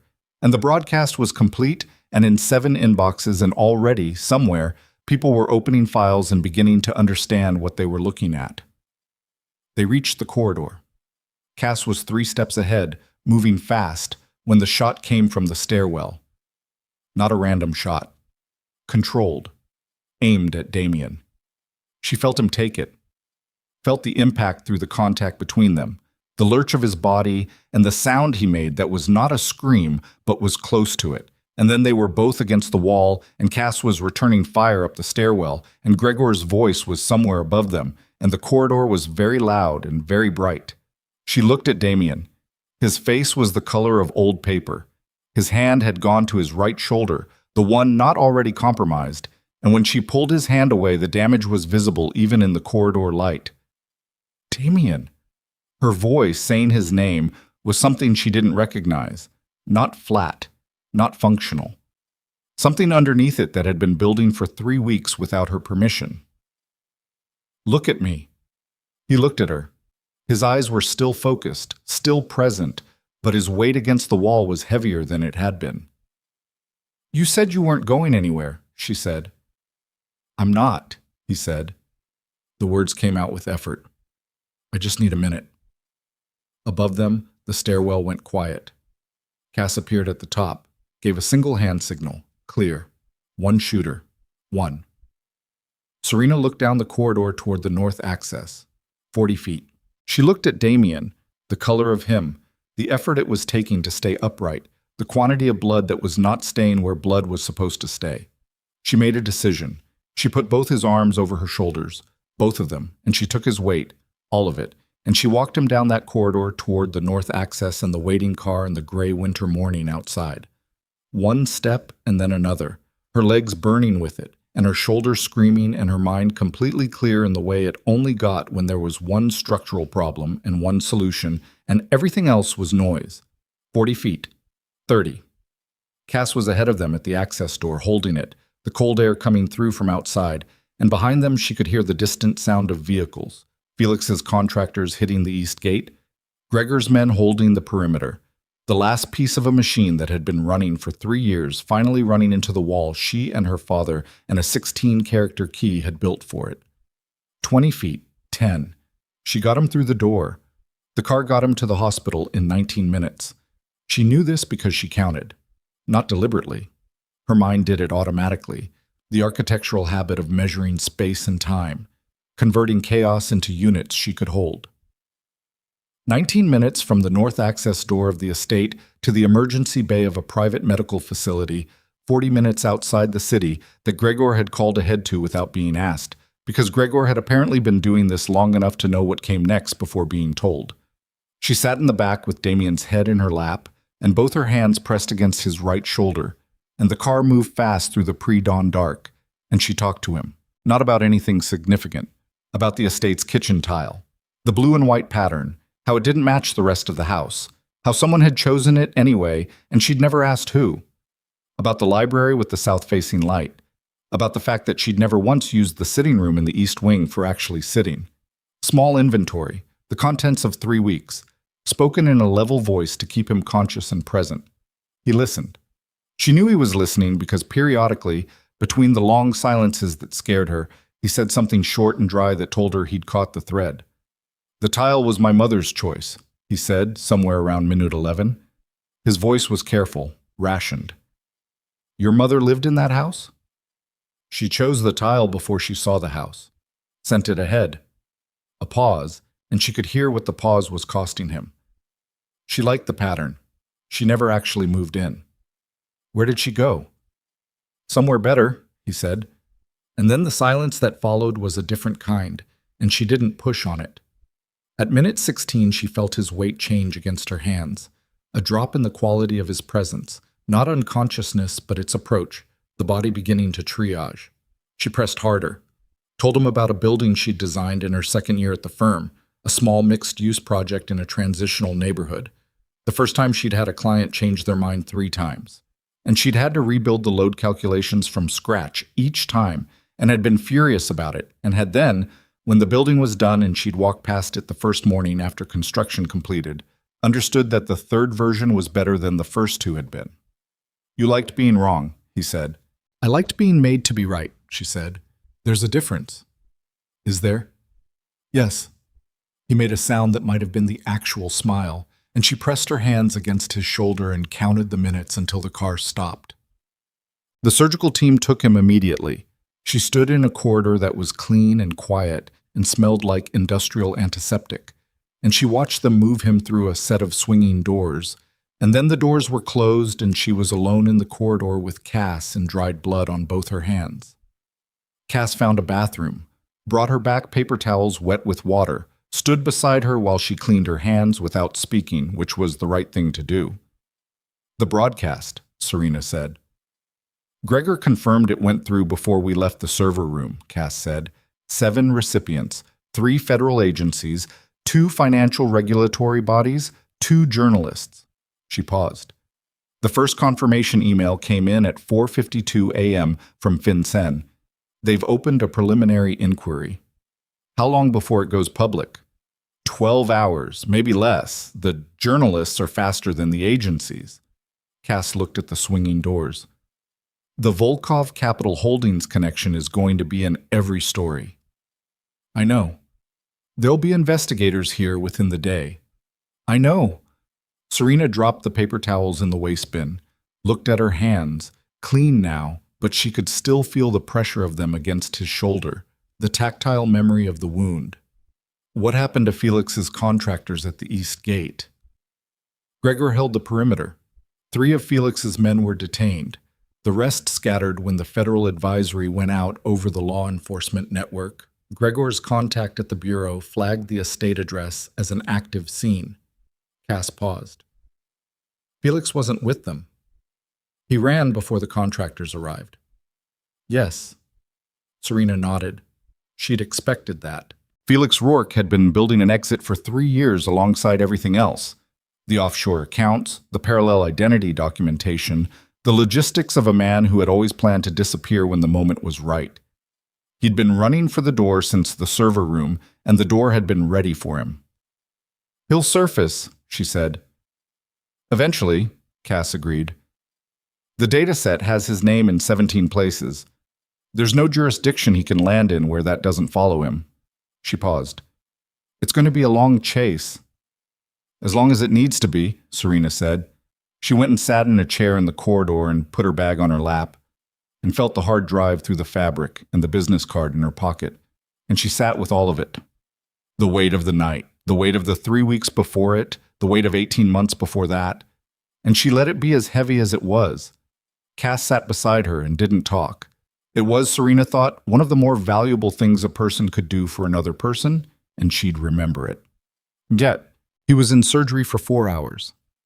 The first wound, the left side, which he described as flesh and probably not fatal, turned out to be more complicated than he'd assessed in the server room floor. 2 fractured ribs, damage to the intercostal tissue. The shoulder wound was cleaner but deeper, requiring work she didn't have the medical vocabulary for and didn't ask to have explained. She was told he would recover fully.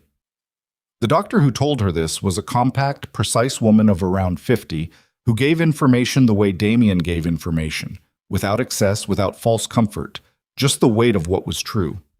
Serena respected her immediately. Can I see him? In an hour. He's sedated. An hour, she agreed.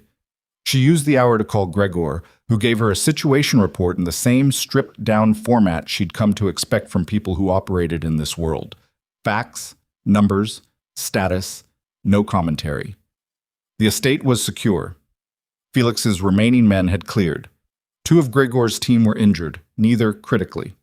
The federal advisory on the estate address had converted into an active coordination between the Bureau and FinCEN, and they would be sending investigators within 6 hours.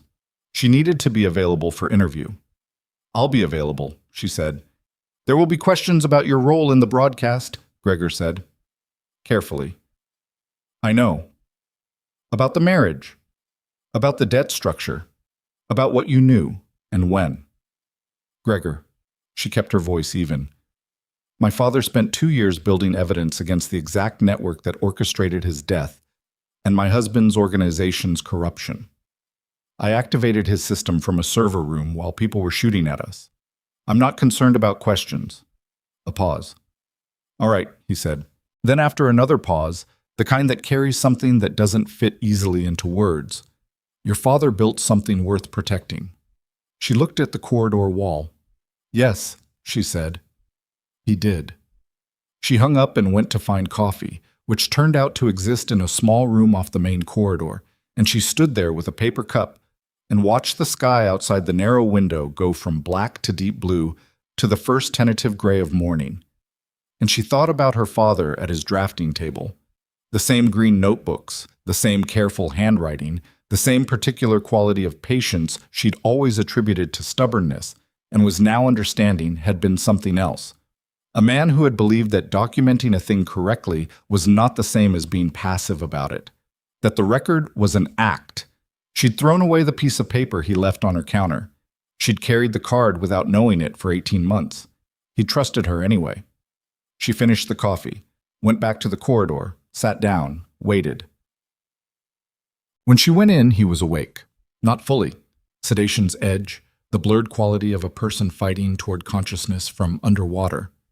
He was in a bed by a window, and the gray morning light came through it and fell across him in the flat, unromantic way of hospital windows. And he looked like what he was, a man who had been shot twice in the same night and was going to need significant time to become himself again. She sat in the chair beside the bed. He turned his head toward her. His eyes found her face with an effort she could see.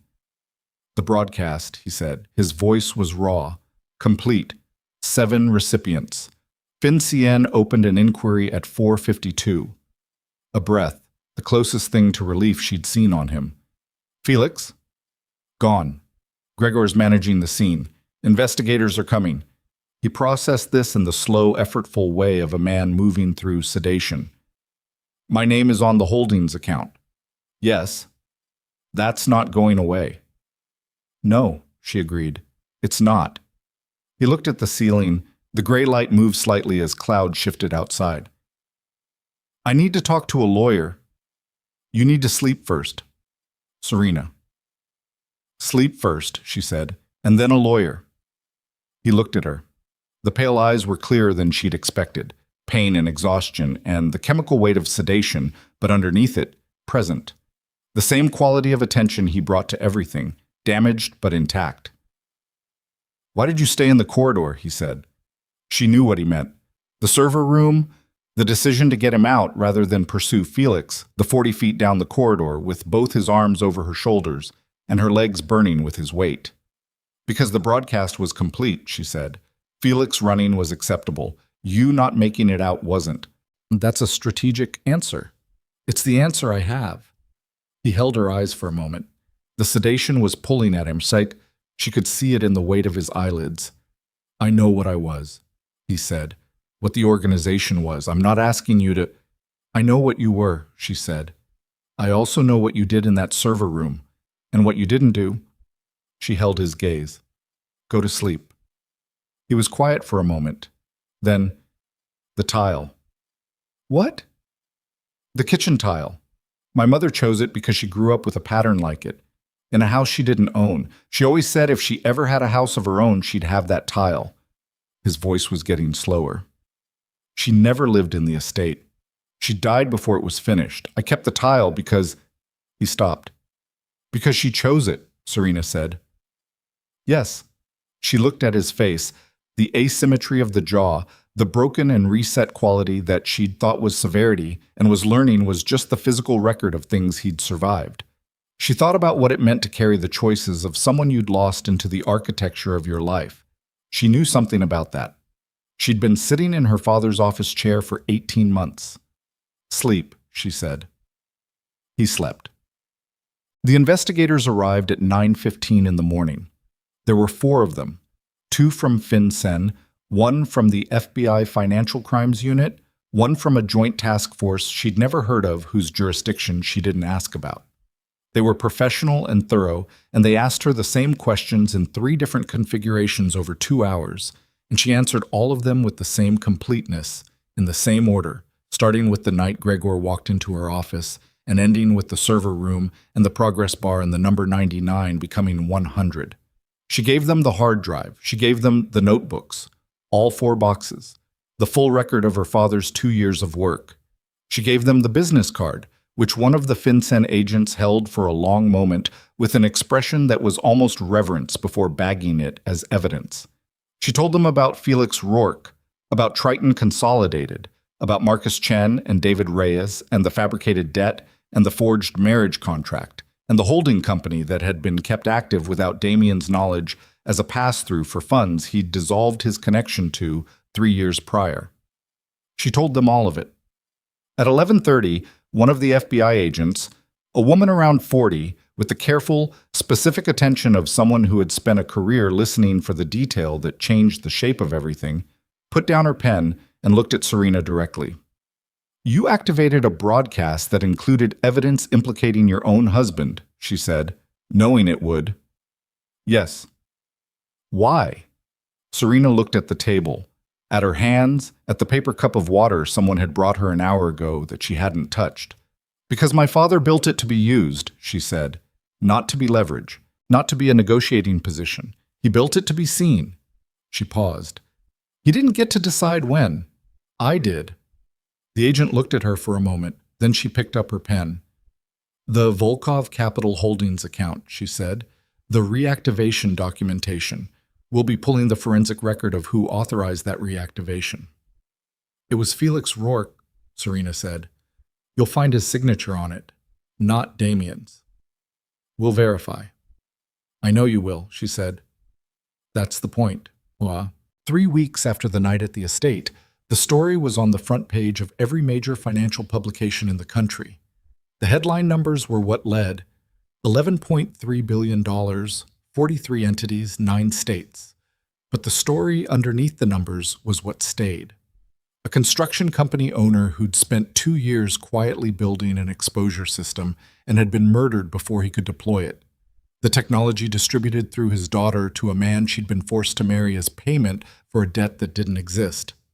The consigliere who'd spent 2 decades building a counter-empire inside a criminal organization, using its infrastructure to launder capital for 14 different entities, political and corporate and criminal.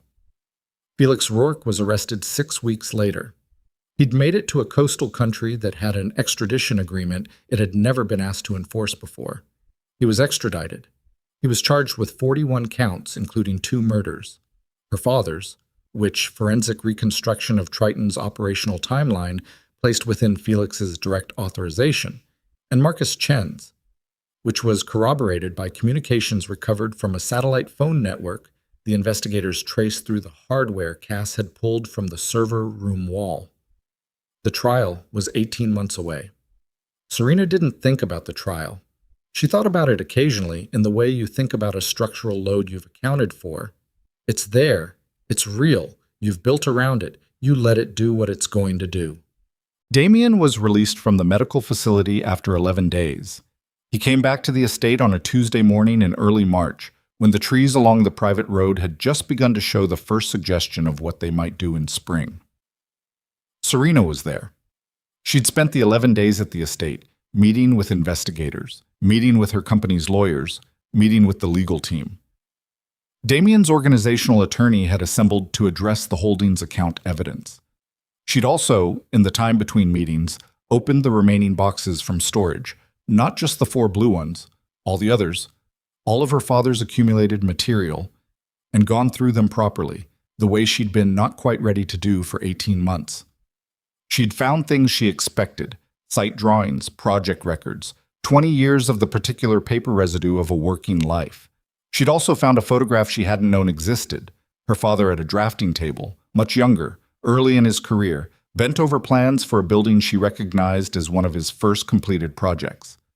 On the back, in handwriting she didn't recognize, her mother's, she thought, from before she died, it said, "The man who looks at what's there and sees what it should be."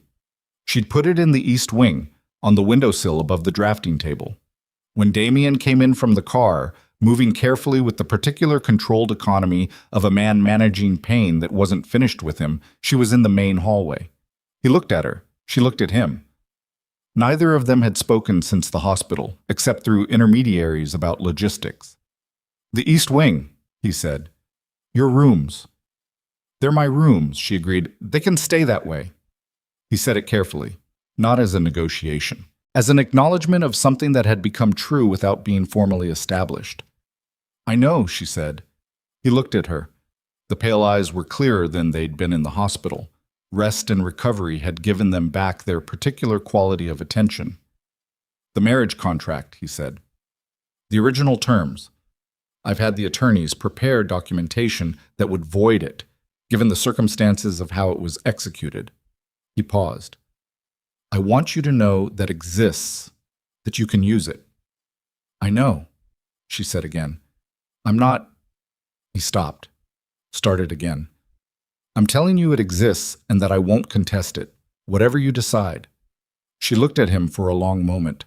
This man she'd known for 6 weeks, of which approximately 10 days had been something other than active crisis. A man who had run an organization she wouldn't defend, and who had also, in the server room, said, "all right," when she told him the path forward would implicate him directly. Who had told Cass to let Felix run because the broadcast mattered more than revenge. Who had slept while she sat in the chair beside his hospital bed because she'd told him to. "I haven't decided anything yet," she said. "I'm not in a place to decide anything yet." "That's fair? Is it fair to you?" He looked at her. "Yes," he said. "It is." They stood in the hallway for a moment longer, and then Vera appeared from the direction of the kitchen with the expression of a woman who had seen the household through more than this and was not going to comment on any of it. And she said that there was lunch if anyone wanted it, and Damien said he did, and Serena said she did too, and they went to the dining room with the tall windows and the long table, and they ate lunch on a Tuesday in early March with the bare trees outside beginning to change. Her father's company was formally cleared 8 weeks after the broadcast. The process was procedural. Investigators verified that the secondary operating account had been manipulated through external authorization, that the transfers to Triton Consolidated had been executed through credentials obtained without Martin Ashcroft's knowledge or consent, that Martin himself had been used as an unwitting mechanism rather than a willing participant. He surfaced in Mexico 3 months later, genuinely unaware of the scope of what had been built around him. He was interviewed extensively and cooperated completely. No charges were filed. Serena did not speak to him. She thought about it. She decided, after a period of consideration she gave herself permission to take, that she didn't have enough left over for it. Not yet. Maybe not ever.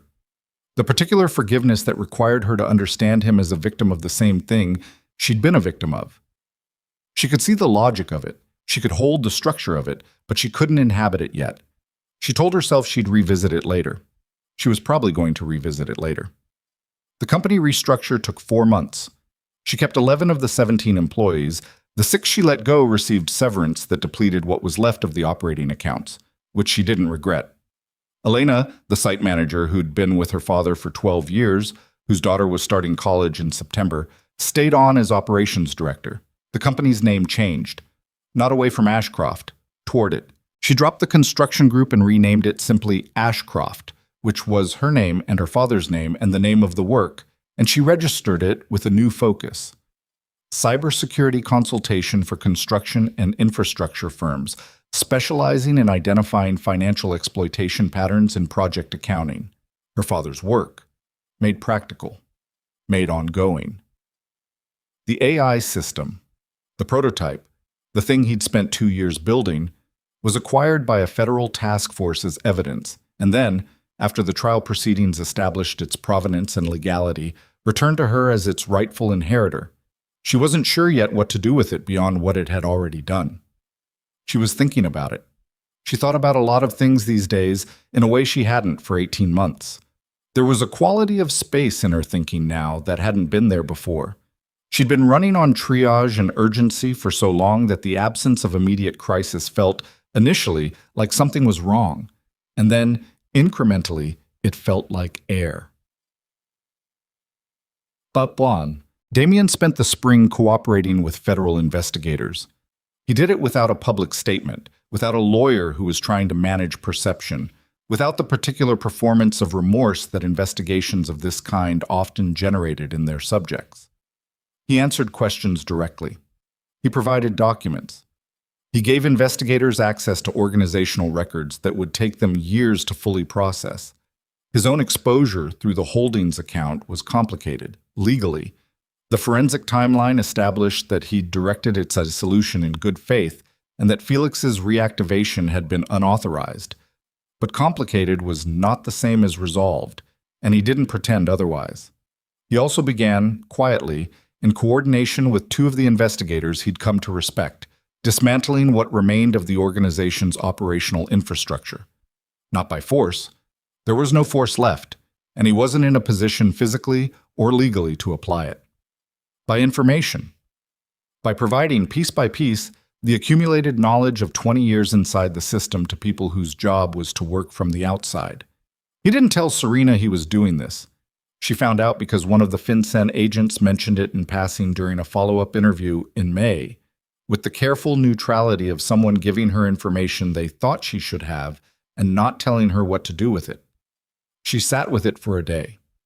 Then she went and found him in the study, the second-floor one, the working one with the monitors, where he was going through documents with his operational attorney, and she stood in the doorway until the attorney, reading the room with the professional acuity of someone who charged by the hour, excused himself.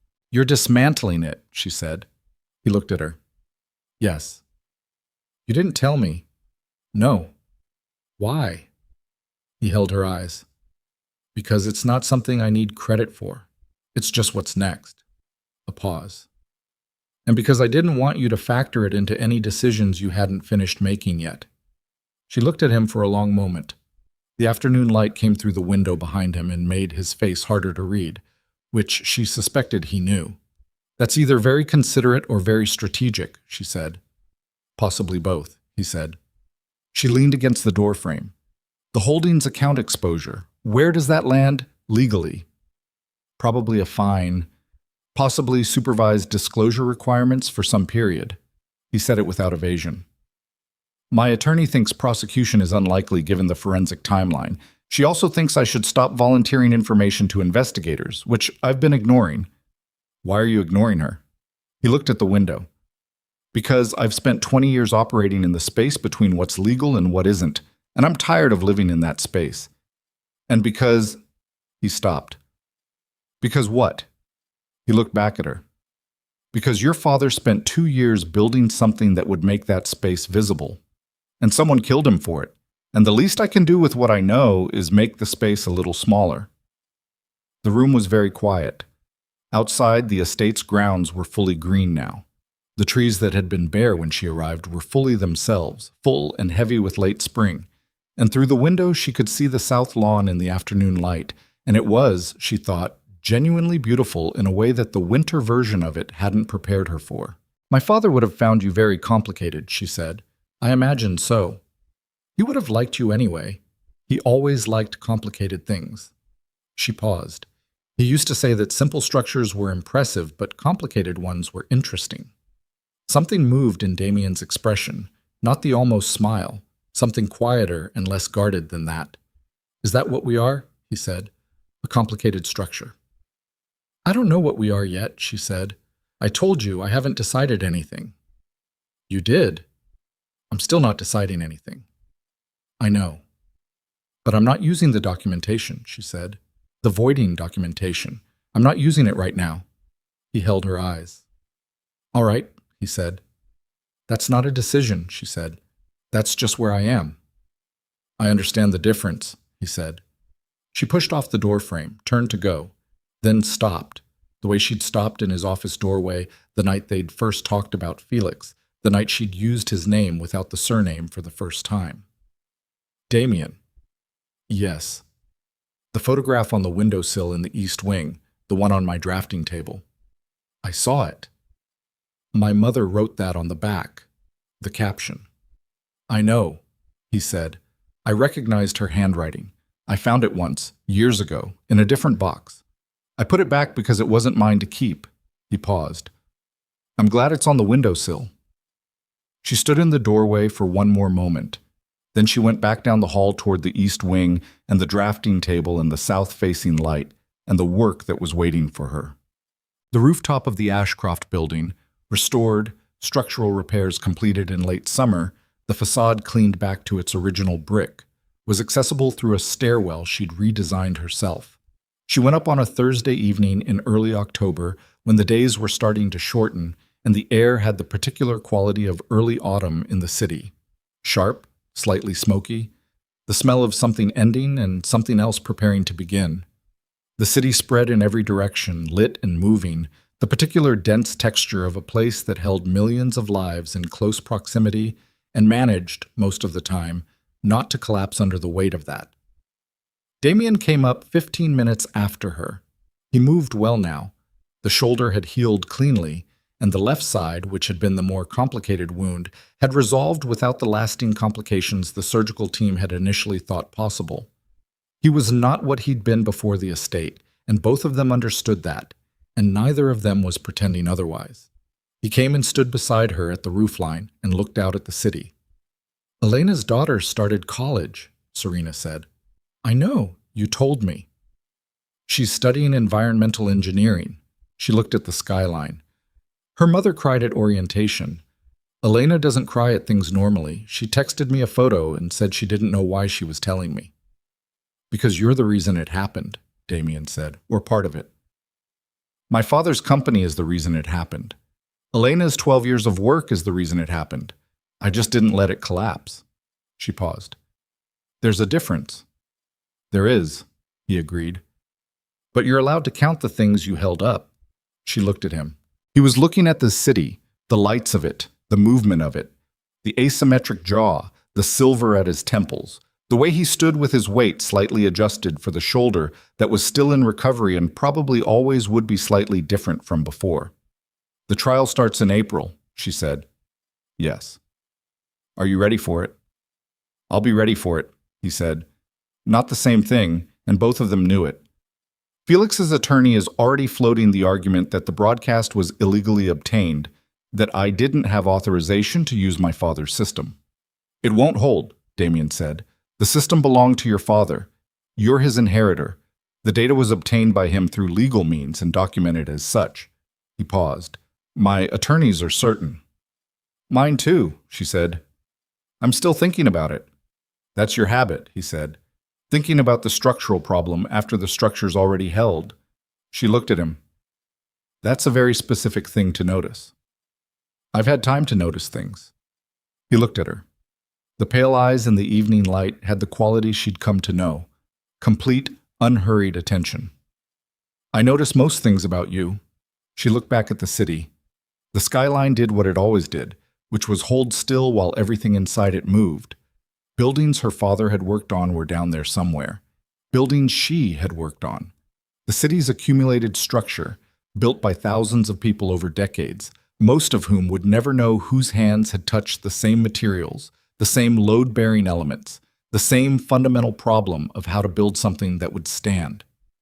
Her father had believed in records, in documentation, in the act of writing down what was true, even when what was true was ugly and dangerous, and more than one person had died to keep it hidden. He'd believed that a thing witnessed and recorded was harder to disappear than a thing that lived only in one person's memory or one person's conscience. She'd carried his key for 18 months without knowing it. She'd thrown away his note and kept his card. She thought sometimes about the specific randomness of that. The note discarded, the card preserved, the difference between those two objects that had turned out to be the difference between everything being buried and everything being seen. She didn't know what to do with that randomness except acknowledge it. Her father would have said that was enough. That acknowledging what you couldn't control was the foundation of working accurately with what you could. She reached into her jacket pocket. She'd been carrying something for 2 weeks, deciding whether to do anything with it. She'd designed it herself, on the drafting table in the East Wing, on a Tuesday afternoon when the light was good and the work required something precise. It was a small thing, architectural. A modified version of the original contract seal, the one that had been affixed to the fake debt document Gregor had put on her table, redesigned with the Ashcroft firm's new mark overlaid on it, the two images in tension and resolution simultaneously. She'd had it made into a small object by a craftsman she'd worked with on a restoration project 3 years ago. She held it out. Damien looked at it, then at her. That's not the voiding documentation, he said. No, she said. It's not. He took it from her, held it.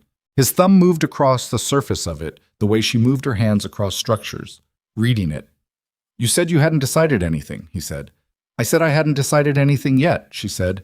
Yet is a finite word. He looked at her.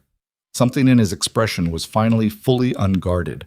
Not the almost smile, not the calibration look, not the quality of attention that could have been anything. Something that had a specific name she wasn't going to say out loud on a rooftop because it was too new and too costly and too real to reduce to a word. She looked back at the city. The company has a bid in on the port development project, she said. The one that was in Martin's files is pending. We're favored. I heard, he said. If we get it, we'll need to expand the team. Elena is already asking about hiring authority. Give it to her, he said. I was going to, she said. I was telling you. I know.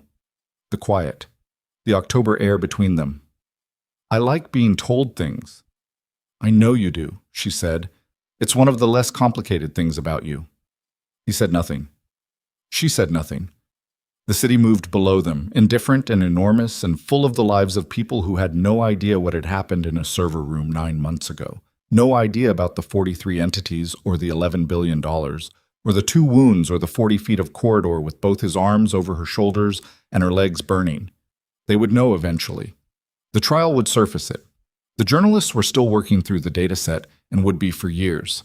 The system her father built would continue to do, in the hands of the people who now held it, what he designed it to do, make visible what had been structured to stay hidden. That was enough. More than enough. It was, in fact, everything he'd wanted. She breathed the October air. Beside her, Damien turned the small object over in his hands once more, and then closed his fingers around it. The city lit the sky below the dark. The season was turning. Everything that had ended was finished ending, and everything that came next had not yet shown its shape. And standing on the rooftop of her father's restored building with the cold air on her face and the work waiting below and the man beside her holding something she'd made with her own hands, Serena Ashcroft understood. With the same clarity she brought to structural problems, the load and the load path, the weight and what bore it, that she had survived everything she'd been given to survive, and that the life on the other side of it was hers, not owed to anyone, not payment for anything, hers. She put her hands on the roofline and looked out at all of it, and for the first time in a very long time, she let herself want what was in front of her.